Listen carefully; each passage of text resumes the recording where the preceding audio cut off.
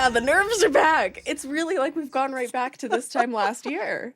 Even last week. Yeah, the clock has restarted completely. Gosh.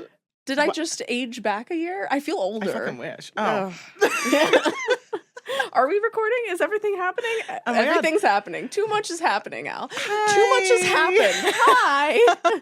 Hi to you, Siena. Hi to Hi you. to all of you. I've missed you. You haven't felt the break, but we've felt the break. We have very severely felt the break. But yeah. I've been broken by the break. I know. It feels weird. We're on season 2 of Splice Splatter, the official horror podcast of the Jean Cocteau Cinema in Santa Fe, New Mexico, where classic horror is modern gore. That was such a nice little... That was such a good little transition. Look at us. It's almost like we know how to do this. A year later. We don't know how to do this. Yeah, I know. We've definitely... Our schedule has been like wild. But you... And whose fault is that? Mine. Oh no, it's no on fault. Me. But you're at the right at the end. Yes, you have a couple... I technically was supposed to be done by now. Mm-hmm. However, we had a freak winter storm, which meant that I had to cancel just the last 2 days of my shoot. Oh, so I thought about you on those days too. I shot 16 of my 18 days, and we had everything done except for basically a couple of scenes in a kitchen and the last scene of the movie, which I love to save the last scene for the end of the shoot because I think it gives it a special kick, especially because it's like the last scene of this movie is very much about like community coming together and like endings and beginnings, and so it was like I need to shoot it on the last day. Nice little note to end on, which now means I have basically everything except the end of my movie. Oh, no. So I'm fine, guys. I'm fine. Yeah. And it's because you guys couldn't all drive out there. Yeah, the roads were pretty bad. The roads. It didn't stop. It did not stop. I loved it. It was so beautiful. I took it as an opportunity just to really shut in. Yeah. So. I lost power in Chimayo for 13 hours. But my gaffer who's staying with me was able to build a fire, so we stayed warm that way and just survived the 13 hours and came out the other side. Yeah. It's been a wild ride. So all of which is to say, was supposed to be done with my film by now. I'm almost done with my film. Yeah. No fault of your own, which that feels good. That feels good. That's the tiny little shred that's holding my sanity. You guys did a really good job keeping a tight set weather. Yep. There was a lot of me cursing the gods on Thursday. I'm so sorry. I feel like I jinxed it. I was kind of like, I did some witchcraft. I really wanted it to snow. Ow! I really. How dare you? I really wanted it to snow. Do you want me to curse you back now? What is this? I curse myself every day. So for You're like, I don't need any help with that. Yeah, I'm good. I speak it into my own existence all the time. So manifesting the curses. If it makes you feel better, sure. That works. I won't be offended. But because of that, I'm actually going straight from our recording today to set to catch up on a little bit. We're not going to get all the 2 days we missed, but we're at least going to wrap out our LA actors so that we can do reshoots with just the New Mexico actors. I'm still going to fly LA crew back in, but so that's my little film update. Things are almost done. Things are not quite done. Weather got in the way, but so close. We're so close. It's so close. It's so close. So and I don't even know if I told people the last time we recorded that I got to visit you. Maybe we said that. You said that you were going to, but the last time we recorded it was before it started. What did you think? We got to tell people too. Like we also came in last week to do this. Yeah, we thought we were going to record last week. Had a little false start. One of us forgot. No names will be named. We won't say who. You guys can guess. Yeah, we'll do like a little poll of who do you think forgot. That's so evil, and I love it. Should we? I kind of want to. Too. One of us forgot. It's okay because it was on a weekend. We're on a weekend again. Yeah. But I did see you on set, and it was really cool to see you in your element. Which also, because I'll be doing reshoots, it means y'all will have another chance to come visit if you want. So there's that. Yeah. Just throwing that Absolutely. out there. Just throwing that out there. Yeah. It's cool to hear the updates. I don't know what I got going on. It's a Saturday. It is like 8 a.m. Okay, I have one more question eyes for twitching. you. Love a good eye twitch, first of all. Same. This side, so I away from camera, and most of you are just listening only I am going to be receiving the eye twitch. That's great. I love that. Like, what am I saying? What's wrong? So I'll know that if your eye is twitching at me, it's not actually you. rage. It's just great. Well, Love that. Well, post-election rage a little bit. So, before we move into the episode proper, I also wanted to ask if you dressed up for Halloween. I did. Oh my god! Oh my god! I totally forgot what I dressed up as. Halloween feels like a lifetime. Stare you just gave me. I gotta drink this coffee. Please, I gotta drink this coffee. Caffeinate yourself. I did. So we did a Splice pop-up where you were very missed. I was so sad. I was a clown. It was my 3rd year in a row doing a clown. I kind of have to keep it tradition at this point. For you. And then we love a clown tradition. Yeah. I did a different clown. I did like more of a like a little bit more vaudevillian. It was a little bit like low-key clown. Love. I had a horrible sty. I'm bringing this up to give everyone a tip really quickly before I tell you my other costume. Apple cider vinegar on a Q-tip on your eye it rocked my world. It rocked. What can't apple cider vinegar do, honestly? Taste good? Well. Can't do that. Can't do that. That's impossible. Them's fighting words. Al coming for the apple cider vinegar on today's episode. Anyone's gonna fight me on that. Anyways, I also dressed up as a knight. I got my armor just in time. I need to hear all about your armor. Yeah, I gotta show you some videos. But I felt like the coolest person in existence. There was a chaperone. But she wasn't at we went to like a little like Halloween gathering thing at a bar. And there was a chaperone. Thought of you. Love that. Love that. But mine was like you could hit me with a sword and I wouldn't get hurt. They were wearing leather. So, if we fought, I would have won. Yeah, that tracks. But yeah. Did you dress up? Oh, you did dress up. I went to Thelma and Louise with my cinematographer, which was great. We got to like pose on our 1980s red pickup truck picture vehicle and do the handhold. Yeah. But then my lead actress came in as me for Halloween. Oh yeah, those pictures are really good. And it was so accurate. And the worst part was that she walked in, and before my brain processed what the costume was, nice fit. Yeah, my instinct was to say, "Oh my god, you look so good." Yeah, where'd you get those pants? Like, actually, they're yours. Well, actually, remember that day that I asked to borrow all your clothes? Well, because she had this like braided button, like you've seen me do. Gosh, she had a button-up white blouse. Yep. High-waisted flowy pants, and somehow she found high-heeled Timberland boots. And I was like, for everyone, that doesn't. Well, you wear them here, but yeah, those are like your signature shoe right now. My signature shoe, yeah. And she picked up glasses somewhere too, and she like did my director poses and stuff. Yeah, you got the hands. Yep. She completely. You're very. I hate to say the two of us are probably very easy to mock. Yeah. To do costumes. Yeah. We should go as each other next Halloween. Oh my god, down. Absolutely. Okay, it's happening. Undead versions of each other. Yeah. Zombie owl. Yeah. Pod people. Oh my god. What a transition. Look at that. Again, it's almost like we know what we're doing. That was not call planned, each other out every time. Yeah. I'm down. I love that. Love that for us. So pod. Honestly, does this feel like the most perfectly timed? Like, I know we made the joke about like we're in our second season. It's the like invasion of the potty snatchers, which Travis and Warren did not pick up on. Right. At the end of our episode when we announced it. But they're pointing at each other. It's clever on paper. It's just one of those puns that works better in writing than verbally. Which I recognize that podcasting is a verbal medium, but shut up. We'll write it in the copy for this. Stop cackling in the corner, Gaffer. I see you. Yeah, we got an extra guest today. Yeah.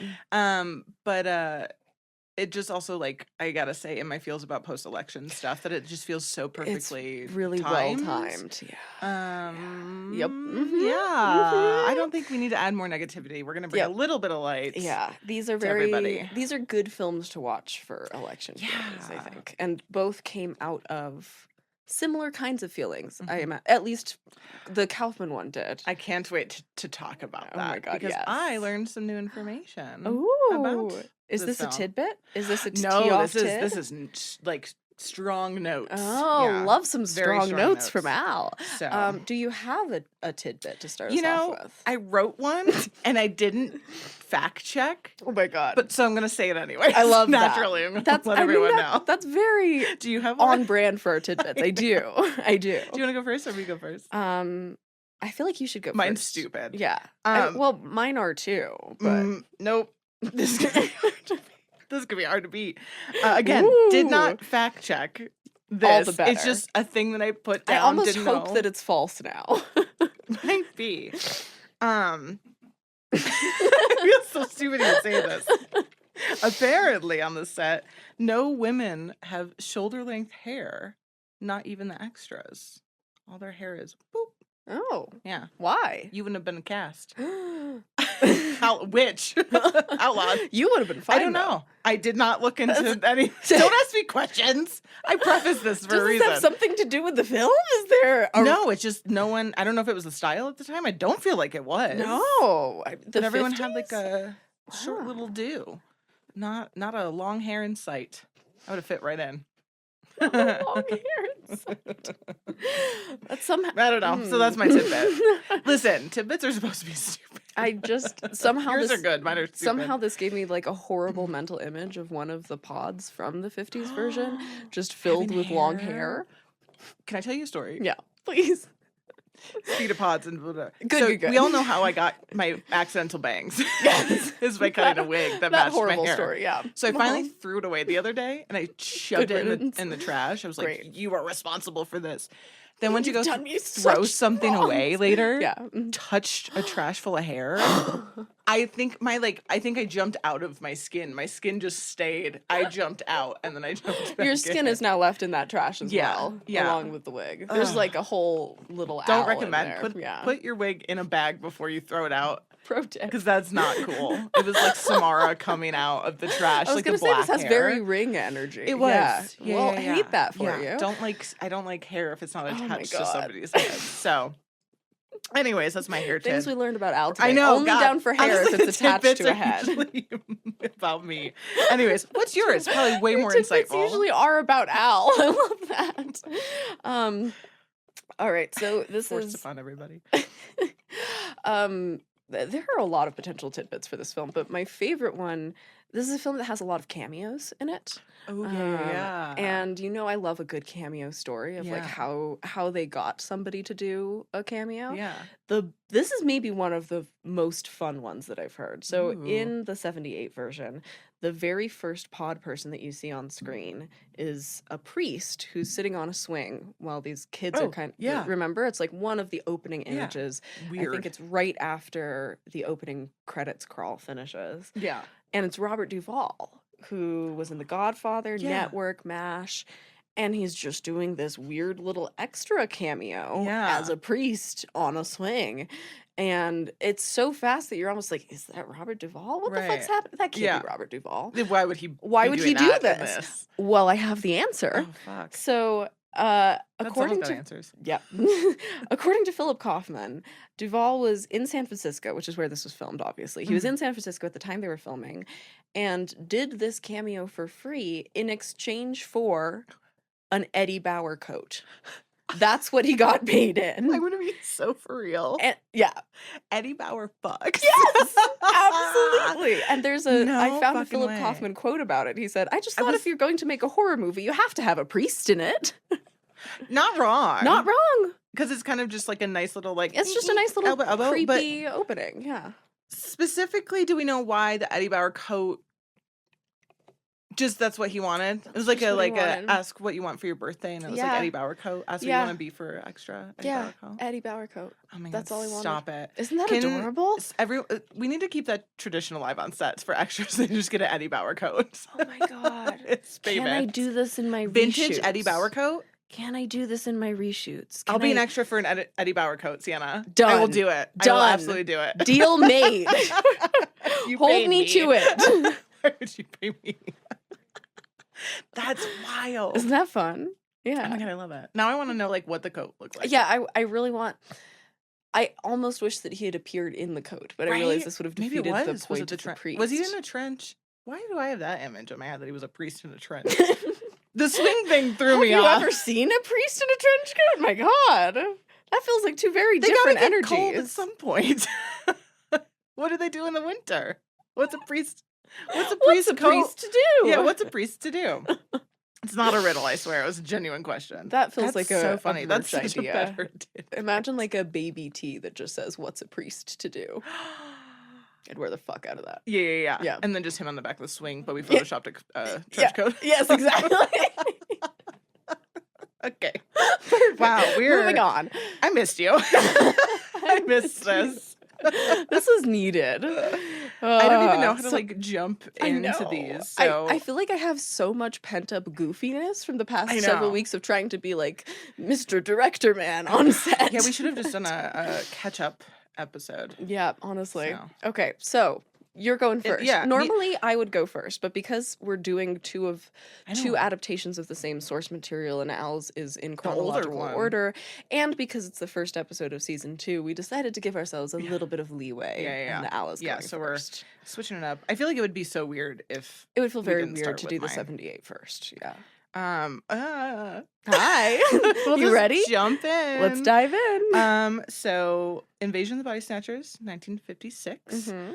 This is one of the films you've all heard me probably mention if you've listened to older episodes as one of my favorite films. This is kind of one of the films that kind of got me into horror through being shown, these kind of like B-50s horror thriller sci-fi films. So was very happy to revisit this one. You had not seen it. We had not seen each other's, actually, so that was kind of fun. I'm so excited to hear your thoughts on the 78. I do have thoughts. I'm very excited to hear as we move through. I was so curious of like how much information would be online.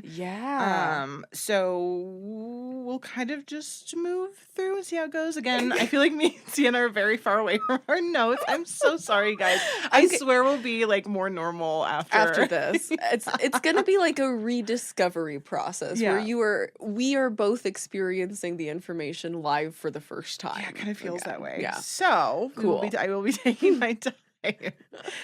So description, ? Should we read this? A small town doctor learns that the population of his community is being replaced by emotionless alien duplicates. Hate that description, but that's fine. You know what I do not hate is the tagline. Oh, good. And by do not hate, I mean they're atrocious. So they're your favorite kind of taglines. Yeah, they're my favorites. Yeah. So again, I'm going to go from like not my favorite to my favorite, and then I pitched in what I thought should have been the tagline, which you'll agree. Tagline. I love. So we got 4. We got there was nothing to hold on to except each other, which I kind of love, but it's fine. That sounds like it's a romance. Yeah, it gives romance. It gives heartthrob long hair. Yeah. They couldn't do it actually because of the long hair. Yeah, it gives long hair coming out of the trash can. They come from another world. Like, okay. Work harder. Low effort. This one also. Send your men of science quick. Send your men of science quick? Yep. Okay, I love that. They also love that. Where are the men of science in this? Not it's coming like the quick, doctor, apparently. but he's not. I guess he's technically a man of science, but like there's no like scientific thing like there is in yours. Yeah, right? There's not a scientist. There's not Spock there's a doctor, like there is in mine. And then this is my favorite. This is my favorite one. Oh my God. Something is happening.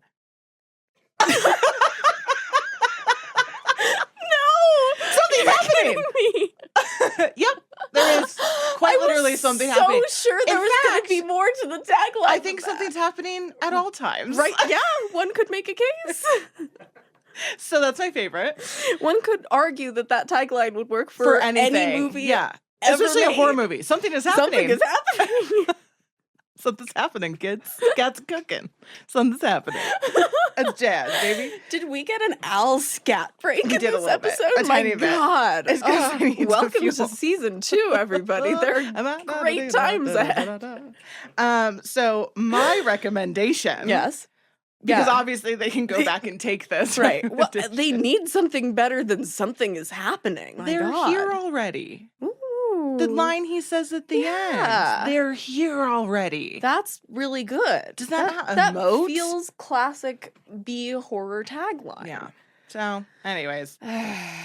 You lose. Hire Al to write your 1950s B horror movie taglines. Take me back. Everybody. Time travel me. Yep. Yeah. We'll work on that for season 3. Just, you're welcome. Season 3 takes place in 1956. Black and white? Yes. We should do that. So we have director Don Siegle. I know, actually. I'm like, we need to talk about that after. Yeah, I'm just picturing us on, like, recording on, like, a cobblestone street late at night. We've got, like, a fog machine. I feel like the two of us are kind of dressed that way today, too. Yeah. I feel like we could, like, them fatale it.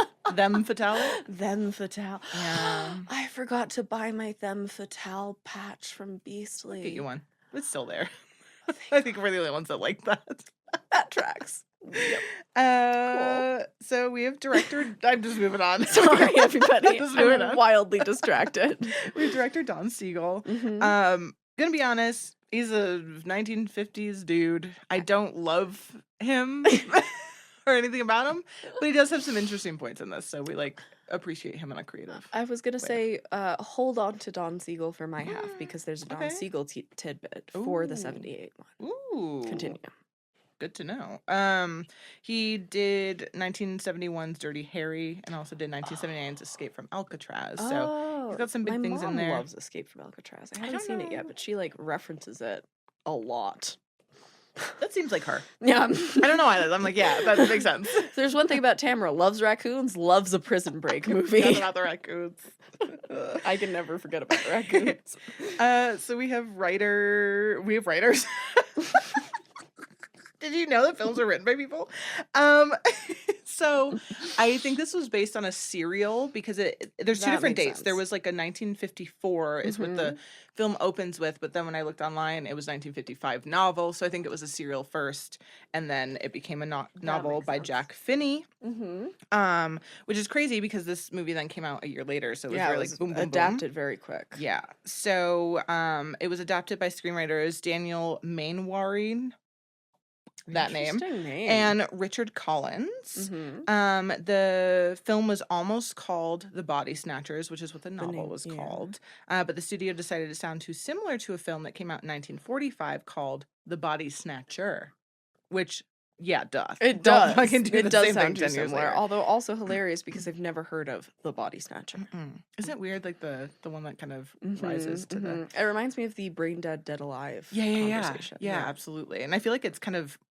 It seems to happen a lot. You got to think, especially at this point, to come up with the original title. I don't know. It feels hard to me. Well, I mean, there's only so many titles out there. Yeah, and you really got to do your research. So there were other title options for this.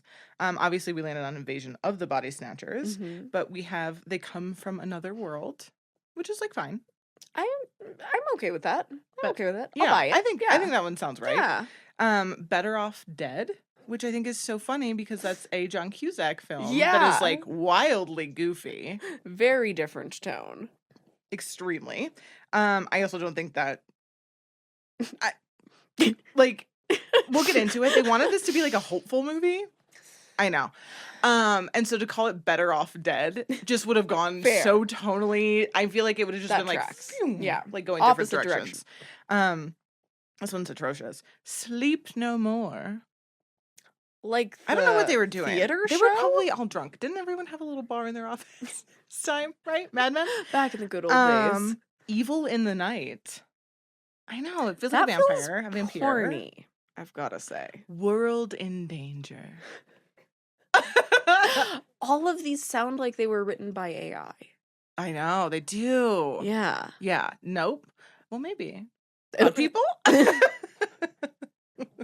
Oh no. Yeah, they're bad. Yeah. They're very like let me just pick words out of a hat and put just like a little connector in between them. Yeah. So I'm very happy they stuck with something that was explained what's going on. Because also Body Snatchers is such it's like got a good vibe. Yeah. I keep wanting to call it Invasion of the Pod People. I almost wrote that a few times. Which is not better. It just is. Well, this like coined the term. This this movie is what actually Pod coined People is from. Yeah. Which I love. So good. budget. We're gonna move on from those lame names. Budget. I'm gonna let you take a stab, as we often do. Ooh. There's This has to be low budget, I would say. Yeah, this is, for everyone who doesn't know, this is like actually considered a very B horror movie or B thriller movie, which is wild to me because you watch it and it's so like Hollywood cinema. Like nothing for me feels super B, but when you kind of stack it up against, you know, like Them and The Blob and all those, it's like tonally they make sense together. Yeah, so they're all in that same family. Yeah, of that same style. There's like a range, so I'll let you, if you fall somewhere in the range. My instinct would be somewhere between 400 and 600. Oh, it is. So high end 417,000, so nicely done, and low end 350. Look at that! Yeah, so there's a little bit of discrepancy. That was very nicely done. Look at that! You always nail it, man. But it grossed 3.7 million. That's impressive for a B movie at that time period. That is quite a good turnaround. Yeah, and for something so like, I don't know. Well, in the time, I feel like it made sense for people to want to go see this, but it feels like something that didn't have. I can't imagine that they put a lot of ad power behind this movie. I don't think so. Yeah, it feels like it must have been word of mouth. Cool stuff. Yeah, I think probably word of mouth, and then we'll talk a tiny bit about the marketing when we get there. So it's starring Kevin McCarthy, who I love, who's also in yours, as Dr. Miles Bennell. He was in the Addams Family Reunion. He's Grandpa Addams. Aww. He's also Uncle Walt in Twilight Zone the movie and an episode of the show as well. And cameoed in yours, like I said, and like his Rolodex of film credits is like unreal. I had to like just sift through the couple of things. Yeah, things there were a lot like that in mine as well, where I had to just kind of pick their 3 most famous titles because they have like 25 very well known titles. Yeah. So he's that guy. I feel like he's pretty recognizable from this. Even if you haven't seen this film, I feel like you've seen his face. Yeah, for sure. His screaming little face. So he actually didn't like the script when he first was brought on. Interesting. He felt that adapting the novel to film kind of wouldn't leave room for depth of character, and that like a lot of things would get lost in translation, which we'll get to didn't really happen. He also thought it was a mistake because he read these very educated characters having really amazing conversations in the novel and was worried also that wouldn't get translated to screen. He said that they were, quote, lacking the curves and nuances that you often hear in the conversations of ordinary, mature men and women, which I thought was really interesting. But he still took it. Interesting. So maybe it was, he obviously saw something in there and then he fucking nailed it. Well, and I also think there's... the style of dialogue in this film is very on par with what was typical for B movies at the time. This kind of was how you wrote dialogue then. Yeah. It was not the way people talked. He wanted something different. Herd chef. I thought this was just like a funny tidbit I wanted to throw in about him. So obviously in this film they do a shit ton of running, which like I feel for her. Like half this movie is people running. Yeah. I'm pretty convinced, after telling you this, I'm pretty convinced that Dana Winter, who played Becky Driscoll, was actually just fatigued at the end of it. She's like, I really just need to sleep, please. Feel it so hard. But obviously all the actors, or the 2 of them, were very fatigued running. So by the end of it, when they're doing the scene where he's running in the street, well, I should say not them, but when he's running in the street telling everyone like they're already here, like you're next, it was towards the end of the shoot and he was already so sleep deprived, which again, we'll get into all of why. But he was so sleep deprived that the director Don, he told the stunt drivers, like, I'm afraid he's gonna trip and fall because he's running through those cars, even though they're not moving fast. So that's you could run over a toe, which would not be not good. We don't love that. We don't love that. Broken a toe, hated it. But so he had to warn the stunt drivers to be really careful. He said, Don said, I was terrified that his timing would be off and he might fall down under the wheel of a car and the trucks. So poor little buddy towards the end as we yawn. I'm so sorry. That was such a terrible time to yawn, but I'm genuinely horrified. Kevin McCarthy also said, which will come into play later. So just note everything I'm talking about. We'll full circle back. Put a pin in it. Yeah, put a pin.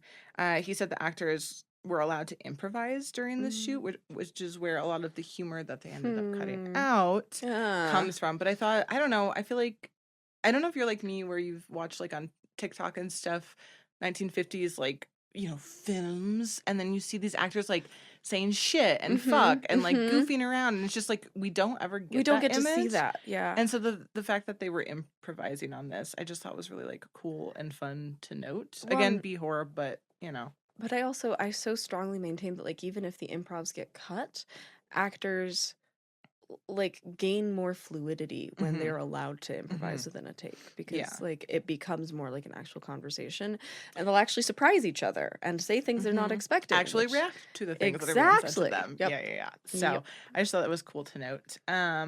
We have Dana Winter as Becky Driscoll, like I said. She genuinely enjoyed filming this movie, she said, which I'm glad it was a good set for everyone. And that she said the cast and crew were extremely nice to her as a newcomer, except Caroline Jones. Caroline Jones? That's what it just reminded me of, sorry. Carolyn Jones. She said that Carolyn was, quote, strangely unfriendly and unhelpful. I love think she was that just for jealous. Carolyn. Love that for Carolyn. Maybe. Because I feel like I'm just going to jump to her. We have Larry Gates as Dr. Danny Kaufman, and then Caroline Jones was Teddy Theodora is her name in it, but she's the OG Morticia Addams in the Addams family. She's so unrecognizable. Yeah. She's the friend, but with blonde hair. Had no idea. Wildly. They said no long hair idea. Here. Yeah. Yeah, so unfriendly to her. I just wonder if she was maybe a little jealous that she didn't get the lead role. So, I mean, Dana Winter killed it. I know, she's so beautiful. She's gorgeous. Oh, I love those like shots where they go close up and it's just like that beam of light. Yeah. Well, and like you can tell it's one of those shots where they've either put Vaseline or like a stocking over the lens, so it's like that beauty lighting. Yeah, the RuPaul's Drag Race season 1 glow. Yep. Some other casting notes, or one casting note, I should say. Producer Walter Wagner originally wanted Producer Walt originally wanted Winston Churchill quotation as like the preface to the film, with Orson Welles doing the narration for it. But Orson Welles was like, no, thank you. I don't know why. Orson Welles was a fucking petty bitch, and I love it. Yeah. And then they tried to also get science fiction author Ray Bradbury, who also said no, which is why we do not get a quote in the beginning. And I'm like, and then they just gave up. I think they were like, okay, if we can't get these two, we're not doing it. I fucking love that. I feel bad. Interesting though, because I would imagine this being something that would have been right up Ray Bradbury's alley. Right. But do you think he was just salty because it's like, make my film? Yeah, maybe. So speaking of script and then adaptations, so from what I've seen online, the adaptation, I've not read this book. I'm just gonna put that out there. Yeah. I feel neither like of us had the time to do that between episodes. No. I was doing self-care. Yeah. And you were busy as shit. Yeah. Filming. I want to read this though. I feel like I need to. It seems like it would be really fun. Do we carry it at Beasley? I don't know. We should ask. It feels like the sort of thing that we should carry at Beasley. Twig about it. Let's bully just Twig at least about get it. 2 copies for us. Yep, I love that. So online, it sounds like the adaptation from the book to at least this version of the film was pretty on par to being the same thing, except for the ending, which we'll get to later. We'll get towards the end. Fair.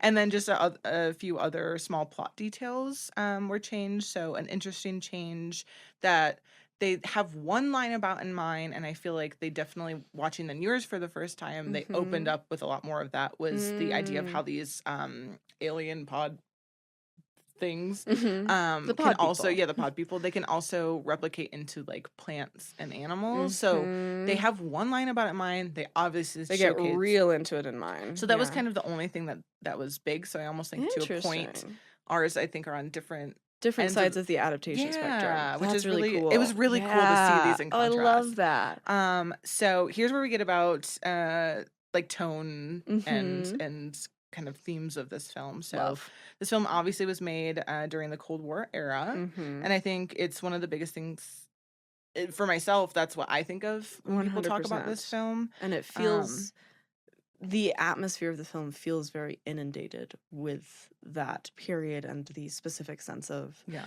distrust of the people around you. Yeah. As opposed to, like, I think yours is very much distrust of what could be hiding under the surface of the American public, and mine is very much distrust of the government. Yeah, which I loved the two. Watergate. It's so obviously, like, the fears, paranoias, but actor Kevin McCarthy and even the author Jack Finney, who wrote the novel, have always denied the rumor that the story is a statement on communism and McCarthyism. Oh my God, it's so obvious. And then they say it's really more about a thriller.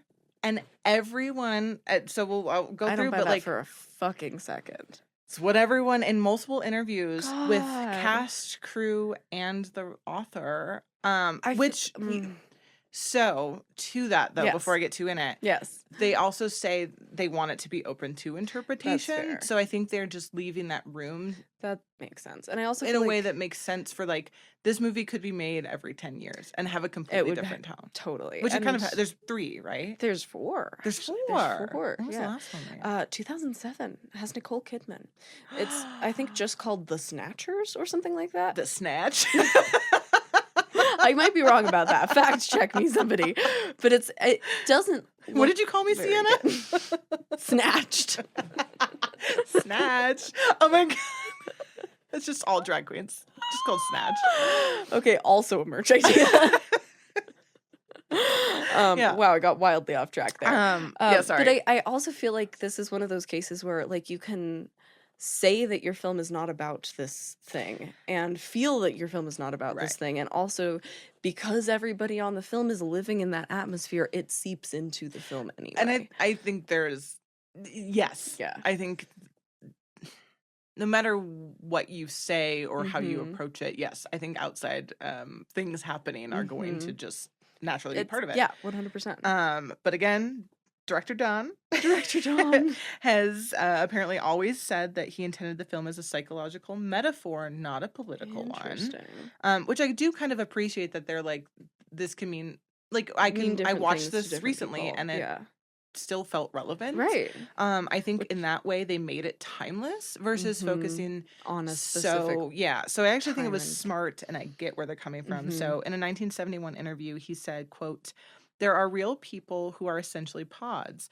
and that in my life, I have to say, I've kissed many pods." Haven't we all? And he also said the movie was more of a representation for him of the industry of executives in the film industry, which I fucking love. And I think it's such a funny, petty thing, especially because he did bump heads with the studio on this film. The screenwriter Daniel had also said he had brushes in Hollywood with the Red Scare, obviously witch hunts, which kind of lends like to that theory that it was Red Scare. Obviously it was happening at the time anyways. But Dana Winter said that she agrees with that sentiment, but she also doesn't recall any political statements on set or while they were working on this film.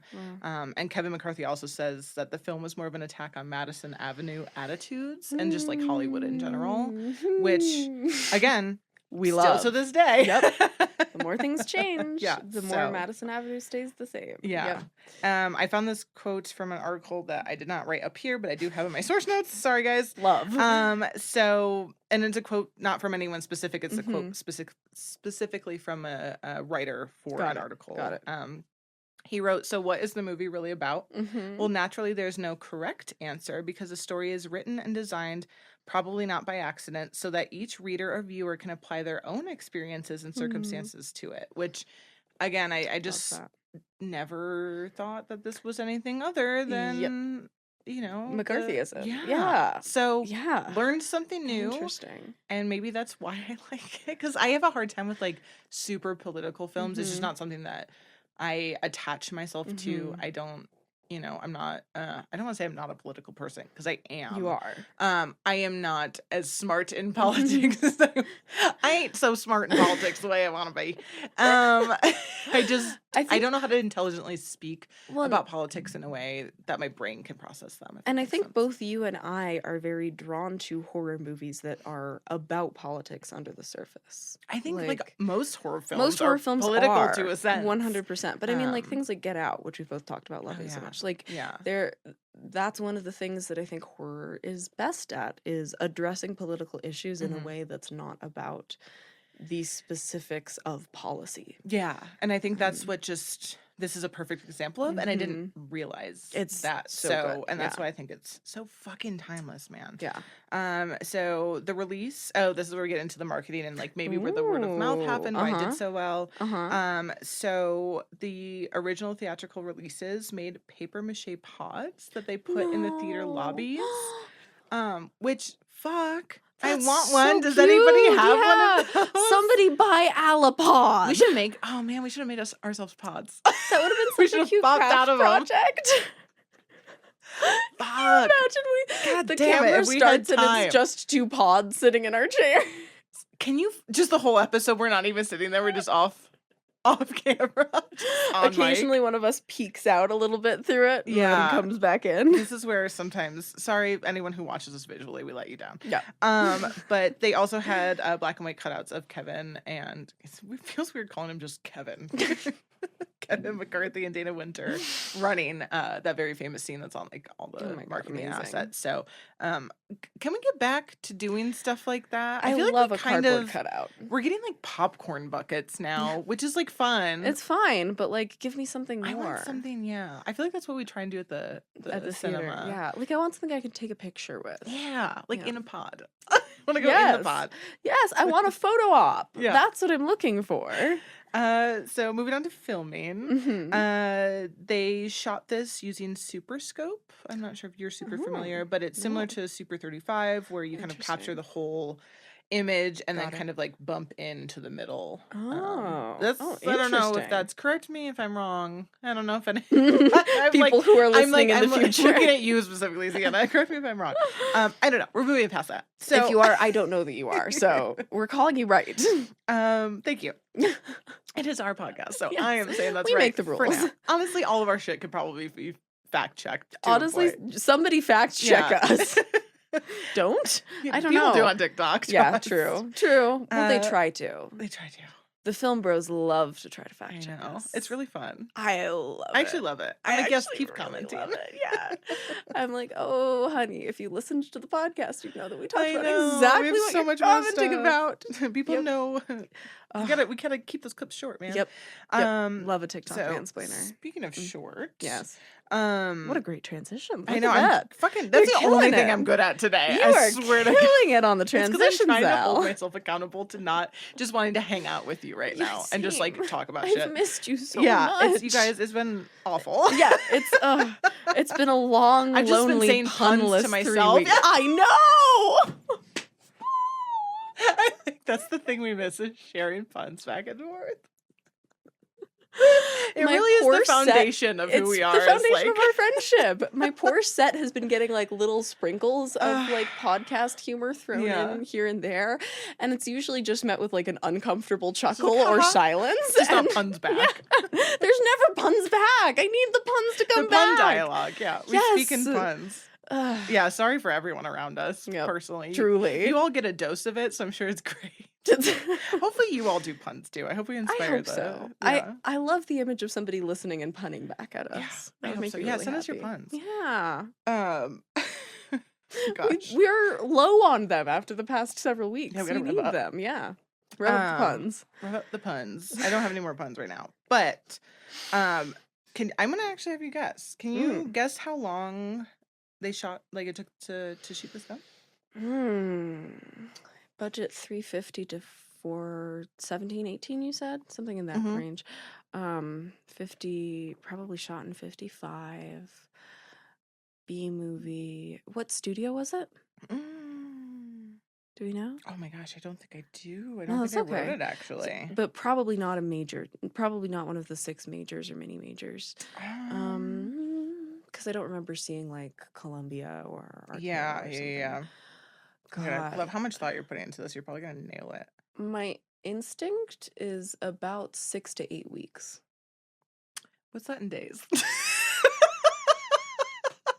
Siena, it is like 8:30. Do not make me do math on a Saturday. Making me do math on a Saturday? Like 30 to 40 days. Oh, no. Oh, am I wildly off? 19. It's almost exactly my movie. Wild. Very short. Some say up to 24 days because they had to do some night shoots. So I think people are tacking on those like extra shoot days. Got it. They worked 6 days a week and had Sundays off, which I love. So kind of like you were tried that. I mean, you have weekends off, but 19 days. So that's why they were like, that time. Is brief for a film shot on film. And I'll tell you now, they shot at 38 locations. So that's why he was tired at the end. They just had to run from location. They're like, just walk there, we'll film you. Truly. By the time they get to one location, they've run out of time and have to run to the next one. 19 days. Oh, my God. So multiple locations per day. I assume every so, day. Yeah, so we'll run through the locations. They shot on such a short time frame, or like because they had to shoot on this crunch time. The actors really didn't have much rest time in between. And Dana Winter actually said that the actors were responsible mentally for rehearsing their own scenes and kind of coming up with their own stuff. So she said that the entire crew from director to PAs were professional, and I quote, I think most of the actors were theater people, so there was no waffling about and not knowing lines. Also, there wasn't a lot of discussion about motivation and all this kind of stuff. Performances were thought through by the actors and then performed. So very much left to their own devices, which I got feelings about, but I just feel like as a director that should be your job. Yeah, that's your job. Things. That's like the most important part of your job is to like direct your actors. Yeah, but which is, it's like very funny to me to hear her say, like, I came up with everything myself. The director was very professional. Like, that's not a very professional. I think she was trying to be professional. It sounds like it. It sounds like Dana Winter is cutting everybody else an awful lot of slack here. She's a sweet little bean. So yeah, I thought that was kind of wild that it just seems like with everything going on, I think his priorities were elsewhere. But at least like I think it's really cool though, because then you see these performances. Everything's so fucking. Everything's great. So good. Like I don't these have are excellent one problem. performances. Yeah. So good on the actors for that. So again, 38 locations. Mostly in California, obviously. Not even all in one state. Oh, I said, no, California. Sorry, all in California. I said mostly. All in California. Okay. I was like, oh my God. So where did they have the time? Sorry. 5 stays. Can you all tell how stressed I am from production? You feel this so hard now. One of sorry for the terrible sleeping noise. Sorry, everybody. I'm so sorry. You feel like I gotta get this last sip in really quickly. Really needed every single. Oh, I'm gonna be sucking down mine when it's your coffee that I could get. Just you wait. You're gonna continue to hear coffee, but it'll be on my side. Great. You just won't know. Yeah, so you can really create some ASMR for yourself here by combining the coffee sounds from one ear versus the other. Oh no, my ice is still intact, so look at that. I will have the jinglies. The jinglies. I thought this was interesting and didn't know where to throw this, but this was one of the first films under the new LA smog control regulation at the time, which concerned shooting like any fire scenes or any special film effects. So for them to be able to shoot any of the scenes involving fire, they first had to be approved by Air Pollution Control District and the LA County. So they would request a copy of the script for any approvals of the... That feels like that makes perfect sense. It does make sense. But this was one of the first ones. Beginning. Wow. Yeah, so I'm glad. They were outside a lot in this one, too. So that's true. They weren't in like a Hollywood studio. They weren't on a soundstage for most of it. Yeah. If any of it. None of the scenes sound stagey to me. Maybe the house at the beginning? But even that kind of felt like a location.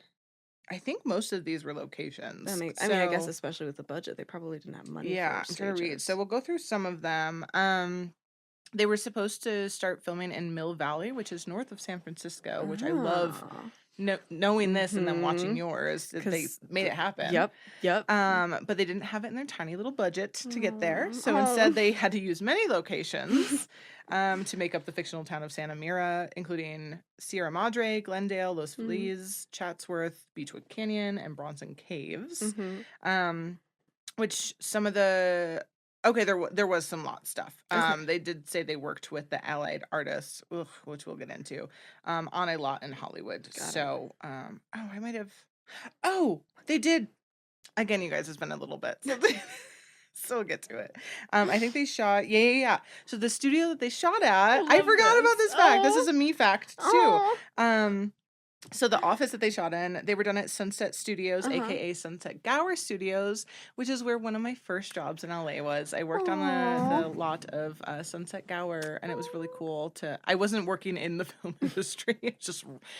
You were on the lot? Yeah, they were renting an office cool. there. So, I got to drive there every day and feel, really cool. And I used to have, lunch where, seeing carts go by and, actors and stuff, and it felt very special. So they did do that.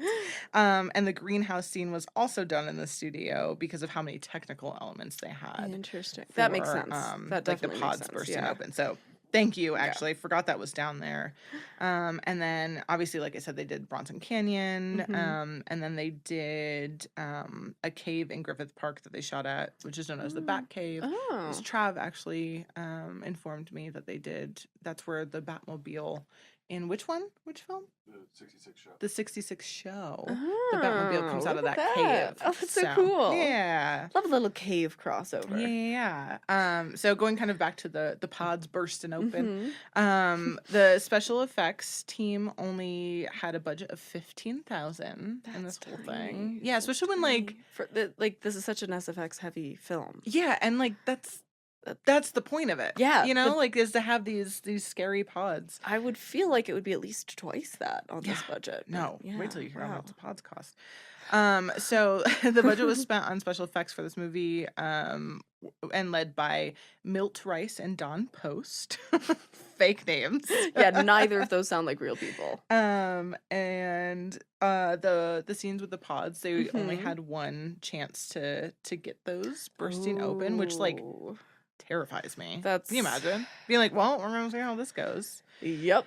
And a lot of the scenes were obviously done in that throughout this whole film because of the time frame that they were crunching everything together. Yep. They even shot a trailer that features Kevin McCarthy talking directly to camera, and that was done in one take as well. So if you can find that online, I think that's pretty cool. And speaking of the pods and them, can you guess how much just the pods alone cost to make? So $15,000 budget for all of special effects. And pods are out of that. Pods, are in that 15. I feel like that would have to be at least 10 of the 15. $3,000. Jesus Christ. They were like, you don't get much. Are they just paper mache? They might be. Let's read my notes together. Oh my God. Let's find out, shall we? So, poor production designer Ted Hayworth had to deal with this. So he said, obviously, the most difficult part was creating the pod people, and not even the pods. He was like, that's chill. I got that. Got the pods. We got the pods. It's because the actors all had to get impressions of themselves. Oh, that makes sense. So, a lot of budget, I think, went to that and having to make these replicas. So, obviously, the cast were submerged in that whole process, which, we all know what that looks like. I think it was horrible for the actors. Dana Wynter was quoted saying, "I was in that thing while it was hardened. I wanted to say both those words at the same time. And of course, it got rather warm. She was also breathing through those straws things too, which oh God, that's so upsetting. And then she said it was quite bizarre, and the rest of me was encased. It was like a sarcophagus. The guys who were making it tapped on the thing and said, "Dana, listen, we won't be long. We're just gonna go off for lunch." As a joke. I think I would have burst out of that thing like the Hulk if someone made that joke. I would have ripped it to shreds. Yeah. And I'm not and then them to shreds. Yeah. I'm I'd have to do it all over again.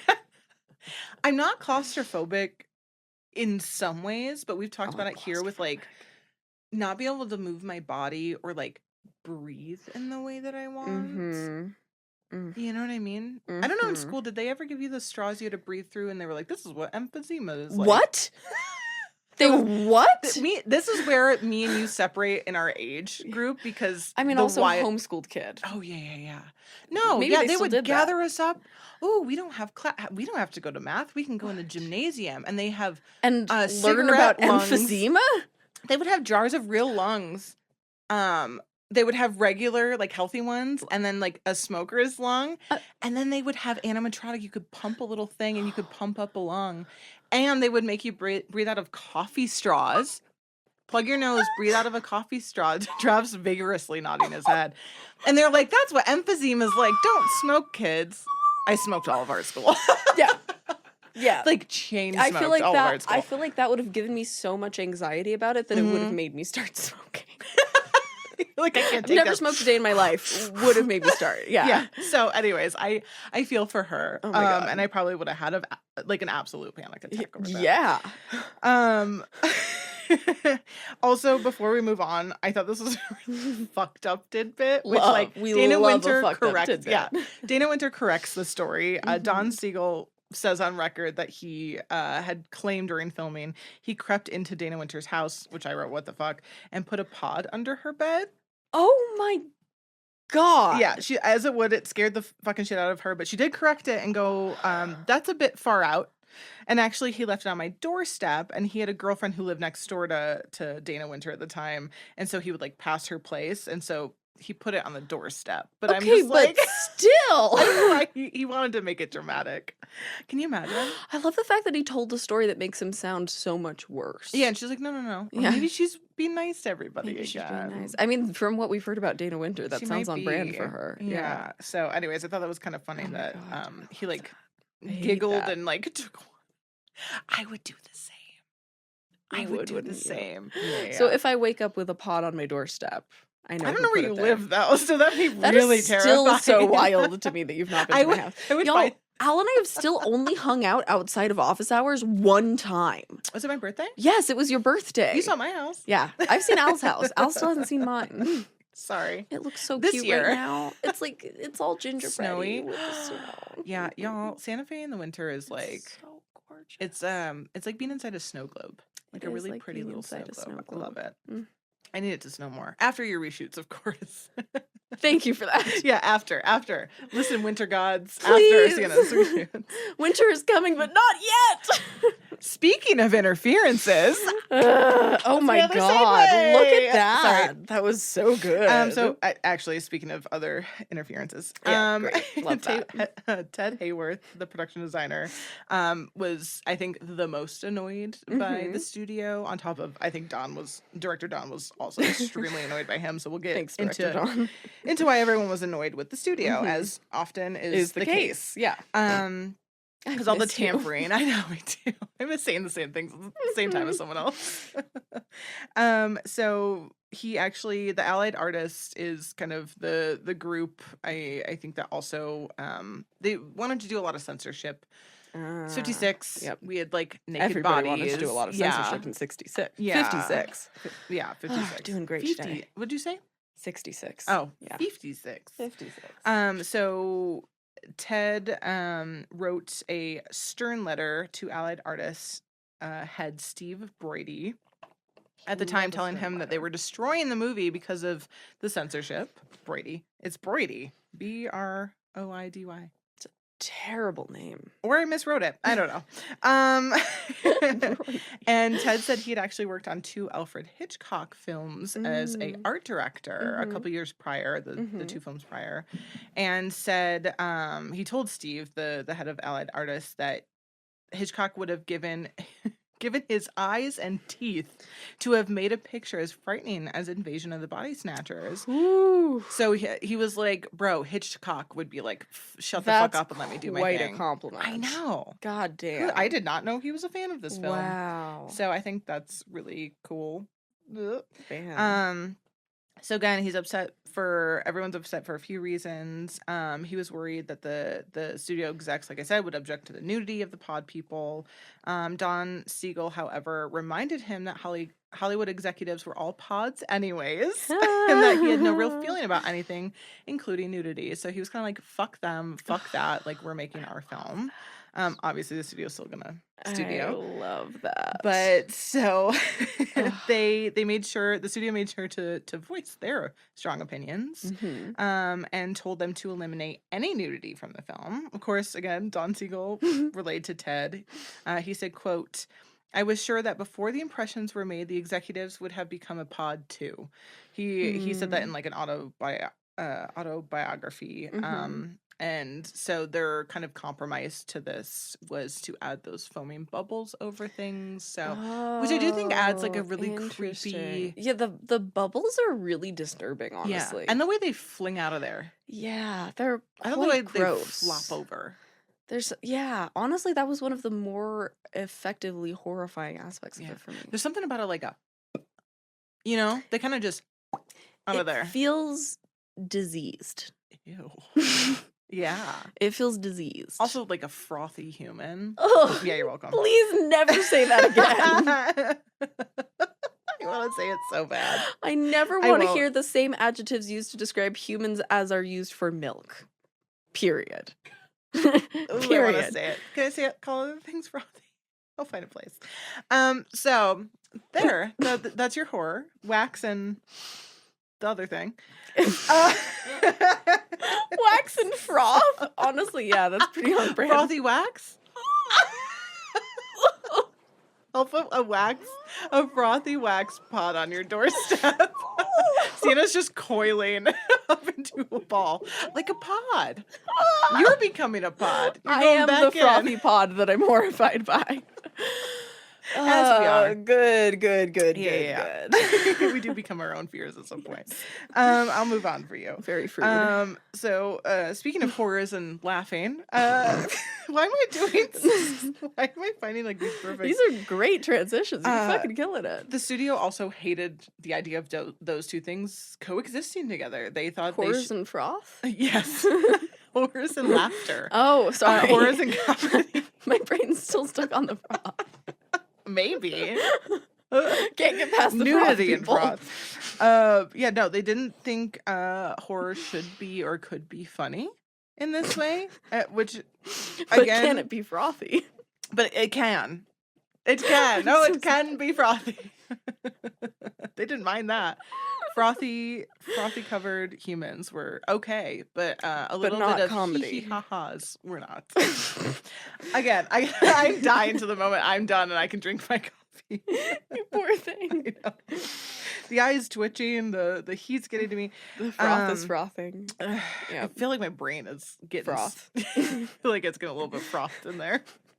Oh God, where am I? I'm so sorry. You were talking about comedy and words? The studio's not wanting it to combine horror and comedy. Yes. So, in the working stages of the film, so they weren't done shooting it yet.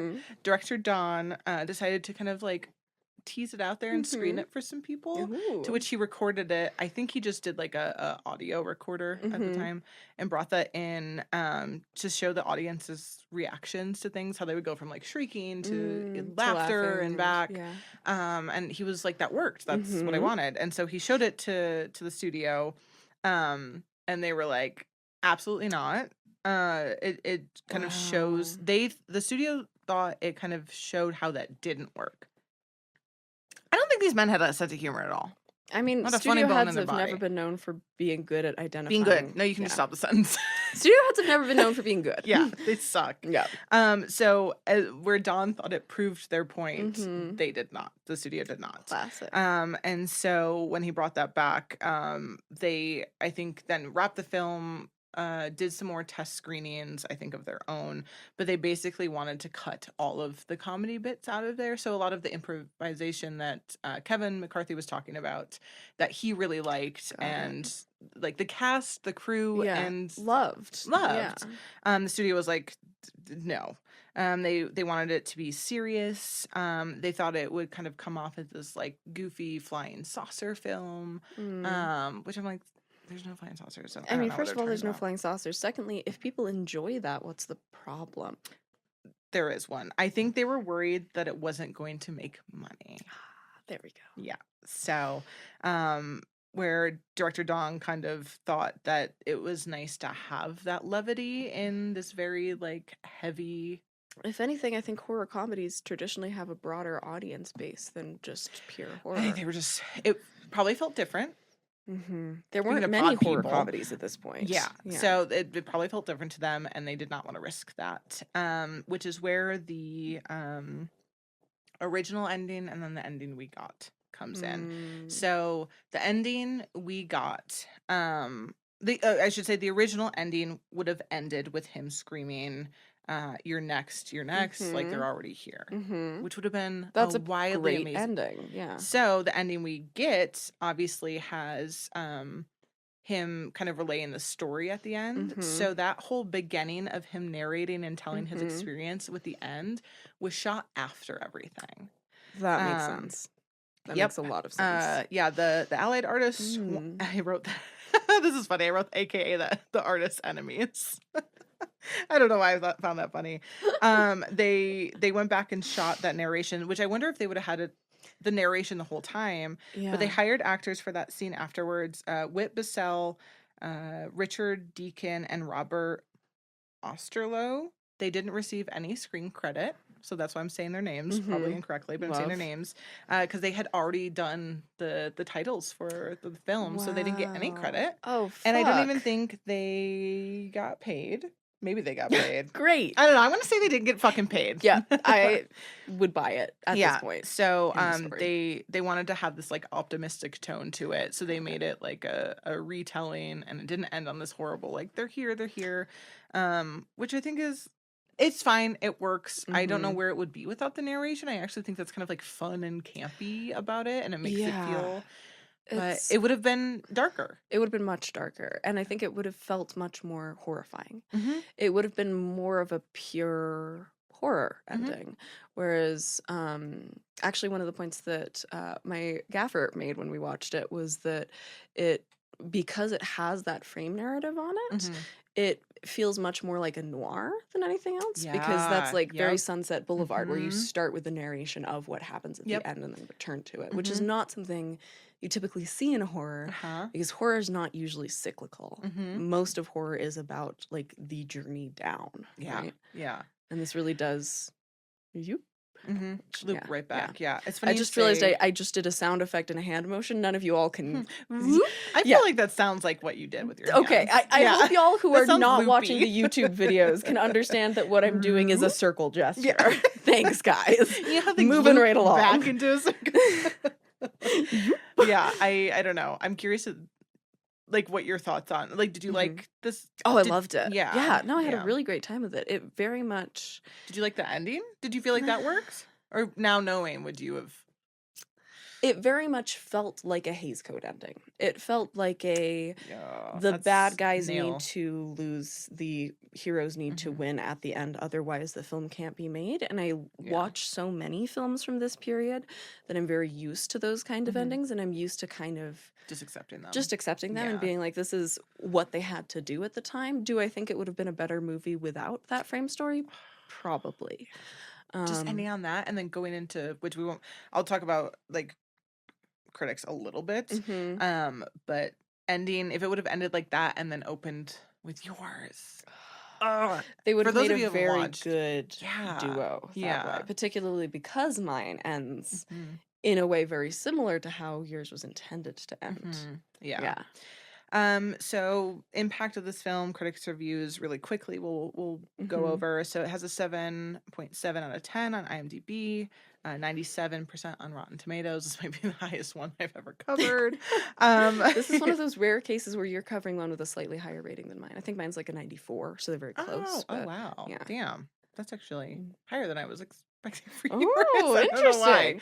It's considered one of the better remakes of an existing Most horror people movie. talk about the 78. Yeah, I think the 78 is maybe a bit better known than the original. I think so. Yeah. Usually when I mention this one, people are like, "Oh, I've only seen the 78." Yeah. So at the time of its release, I have a quote from the trade paper Variety that says, "This tense, offbeat piece of science fiction is occasionally difficult to follow due to the strangeness of its scientific premise. Action, nevertheless, is increasingly exciting." So it was received pretty well, I think, at the time. Again, we could tell that just by how much it made back, and then obviously all the amazing, like, acclaimed the cultural significance that it had. Yeah. We also have Star Gazette reporter Jim Morris called the film, quote, "a tense off." Oh. Did I write the same thing twice? Well, that was Jim Morris. My favorite review. Again, guys, it's been a while. Just double quoting. Imagine I read it and I acted like it was the same thing. And I react perfectly new to it. I'm just like, wow, that was a fascinating quote, Al. My pod person came out, also had to tell that quote. I made the switch. See what's happened? I fell asleep for 2 seconds. I was just going to say, you took a micro nap by accident, and now you've been replaced by Pod Al. Do I wish that to be true sometimes? I wish I could just, like, pick, you know? Oh my like, God, same. In, out. My favorite review was from the San Francisco Examiner. This guy's name is Hortense Morton. God damn right it is. As it were. He wrote...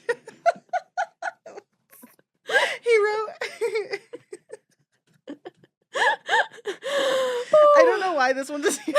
I feel like this quote doesn't even make sense. Which I expect nothing less from Hortense.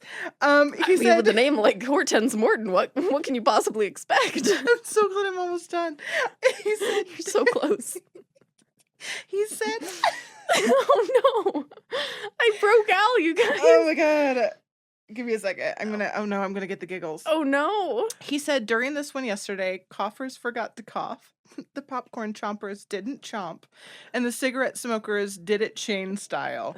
This is a 6-cigarette picture, a real nerve mauler."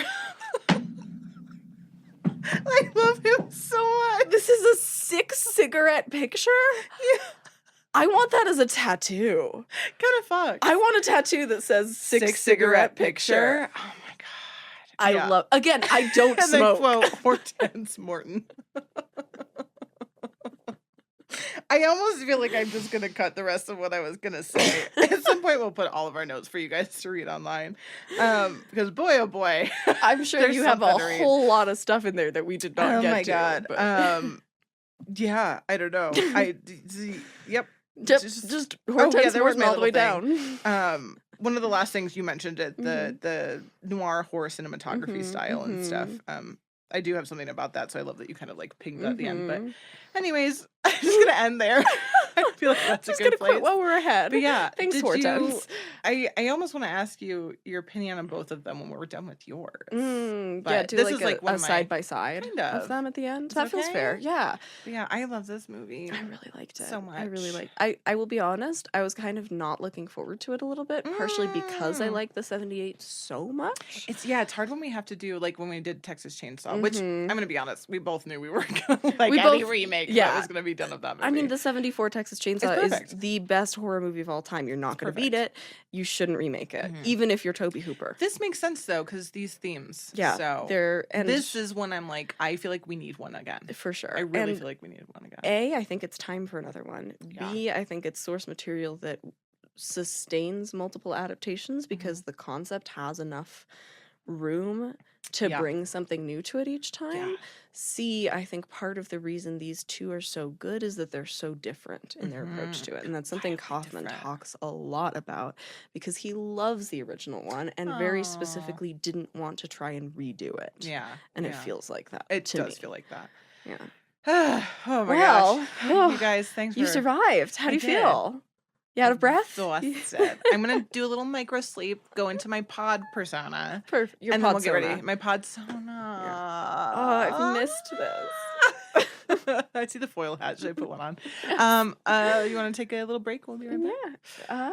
Oh, sorry. What? Oh, we'll be right back. I know how much you love stories of horror and gore. Meet our sponsor, Beasley Books, the independent bookstore owned by author George R.R. Martin in Santa Fe, New Mexico.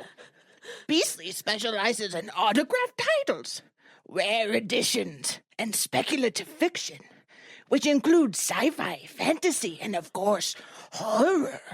You can find many authors whose adaptations we've covered at Beasley, including Stephen King, Clive Barker,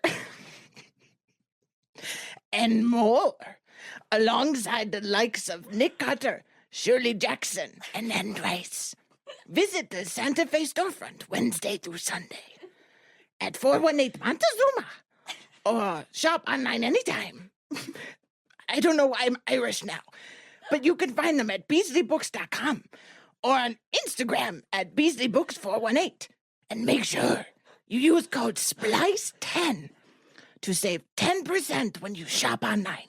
SPLICE10 to save 10% when you shop online.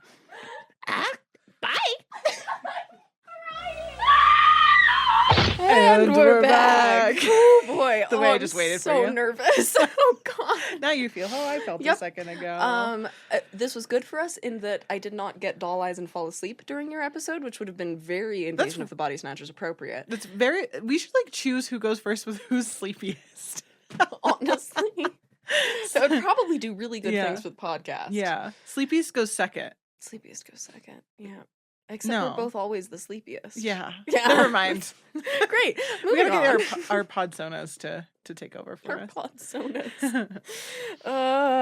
Great. So we're speeding forward to 1978's Invasion of the Body Snatchers, which is directed by Philip Kaufman, which I'm realizing as I'm saying this out loud that I'd meant to bring in the book on Philip Kaufman that my mentor wrote, and I forgot it this morning because there's been a lot going on. But shout out to Annette Insdorf. She wrote a great book on Philip Kaufman's career as a director and has a whole chapter on Invasion of the Body Snatchers. She was my favorite professor in college. I've talked about her before on the podcast. She's awesome.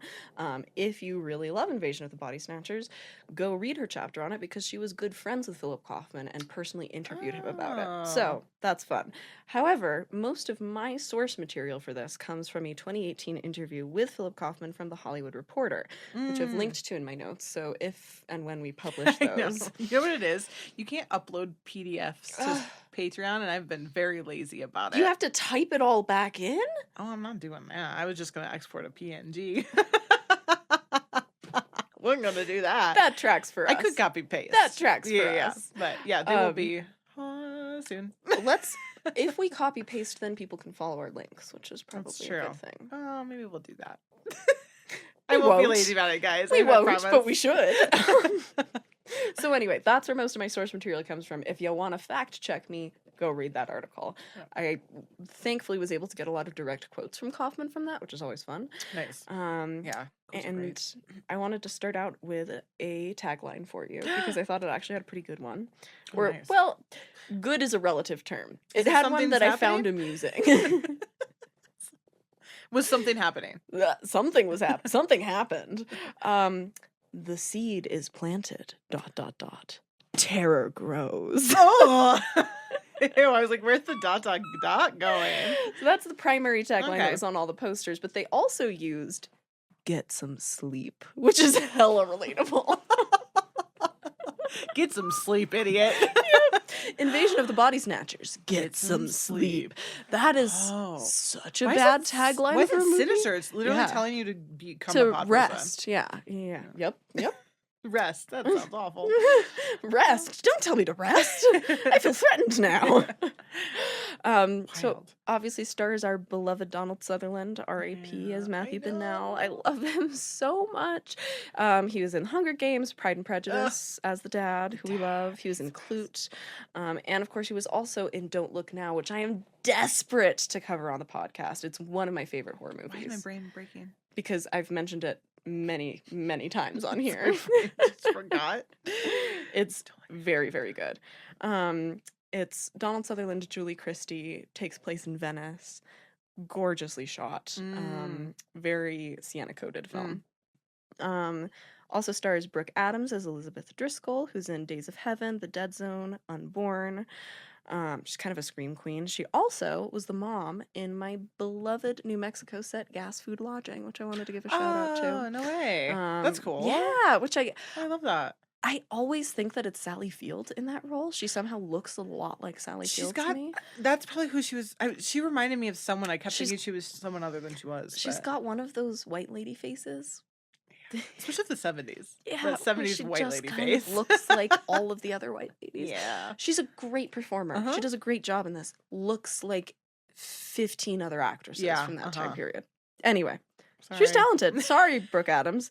We have Jeff Goldblum as Jack Belichick. Amazing. Baby. He is a baby. And so hot in this. Yeah. This is prime Jeff Goldblum. I feel like every era of Jeff Goldblum is prime Jeff. He's Jeff so Goldblum. hot. I'm not so one of the hot. people who's been able to continue to find Jeff Goldblum hot into You this. aren't? I'm not. I'm so sorry. Oh my god, he's so I'm too hot gay right now. for that.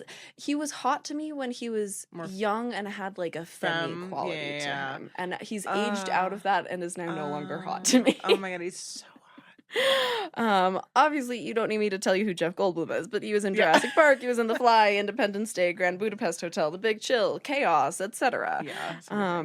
Canceled Chaos. Oh, they canceled it. Interesting. He's in a new film with the hot older brother from who's also a gay actor, and he's so hot. You would like him, but they have a little bromance going on with the new film there. Oh my god, I blanket on everyone's name right now. Trev, help me out here. Hot gay older brother who I would like from Bridgerton. Bueller. Don't watch. Bridgerton. Trev says very that's helpful. not helpful. Love that. I forget his name. Anyways, shall I continue? Yeah. Also stars Veronica Cartwright as Nancy Belichick, who was in Alien, which is Eastwick, Twilight Zone, also in Hitchcock's The Birds, which I did not recognize her from. Oh. And last but not least, Leonard Nimoy as Dr. David Kibner. I love that man. I did not know he was in this. I Isn't also that didn't know wild? Jeff Goldblum was in this, so I watched mine, and then was like, again doing that thing where it's like, I was going to watch it before the day of we were going to record, because we were recording later. Right. And I was like, and then I found out Leonard Nimoy and Jeff Goldblum were in it. I was like, oh, we're watching it now. Right now. This is going on the screen. I had a feeling those might sell I'm a big on it. Spock person. Yeah, of course you are. Cried over his death. You're queer. Of course you're a queer autistic. femme-presenting autistic person. Of course you're a big Spock fan. Is that why that makes sense now? Yes! I have not met a single queer femme-presenting autistic person who doesn't love Spock. My Tell life, me again, I'm everything wrong. makes more and more sense, like, the more I've come to Travis just, terms. like, very solemnly nodded to himself. Yeah, so I would, like, very much, and he was wearing, I think, a little slutty sweater in this, too. Yes, he again. was. He also, the one-handed glove? Mm-hmm. That was his character choice, and I'll tell you a little more about that later. I had a feeling you'd be into that, though. Yep. So obviously he's Spock, but also in a callback to our very first episode, he's the voice of Mr. Moundshroud in my beloved The Halloween Tree. So I forgot about that. I can still have to watch that. Just a little shout out. I'd referenced earlier, this film has a ton of cameos. Let's talk about some of them. Let's. So obviously Kevin McCarthy, as you referenced, has a cameo here. He's Miles Bennell in Yours in the 56. He's the man running down the street yelling, "They're coming!" in this one. Is he not supposed to be? Is he his character? He's not like a different character, is he? He's supposed to be the same? There is debate about this. He is not credited as the same character. Whoa, that's wild. But it was meant to kind of give this implication that this character has been running around the whole time since the first film trying to warn people about the pods. So it's meant to give that air, but it's not narratively explicit. He's just credited as like man running down street. Crazy man. Crazy man on street. Also, Don Siegle, director Don. Yeah.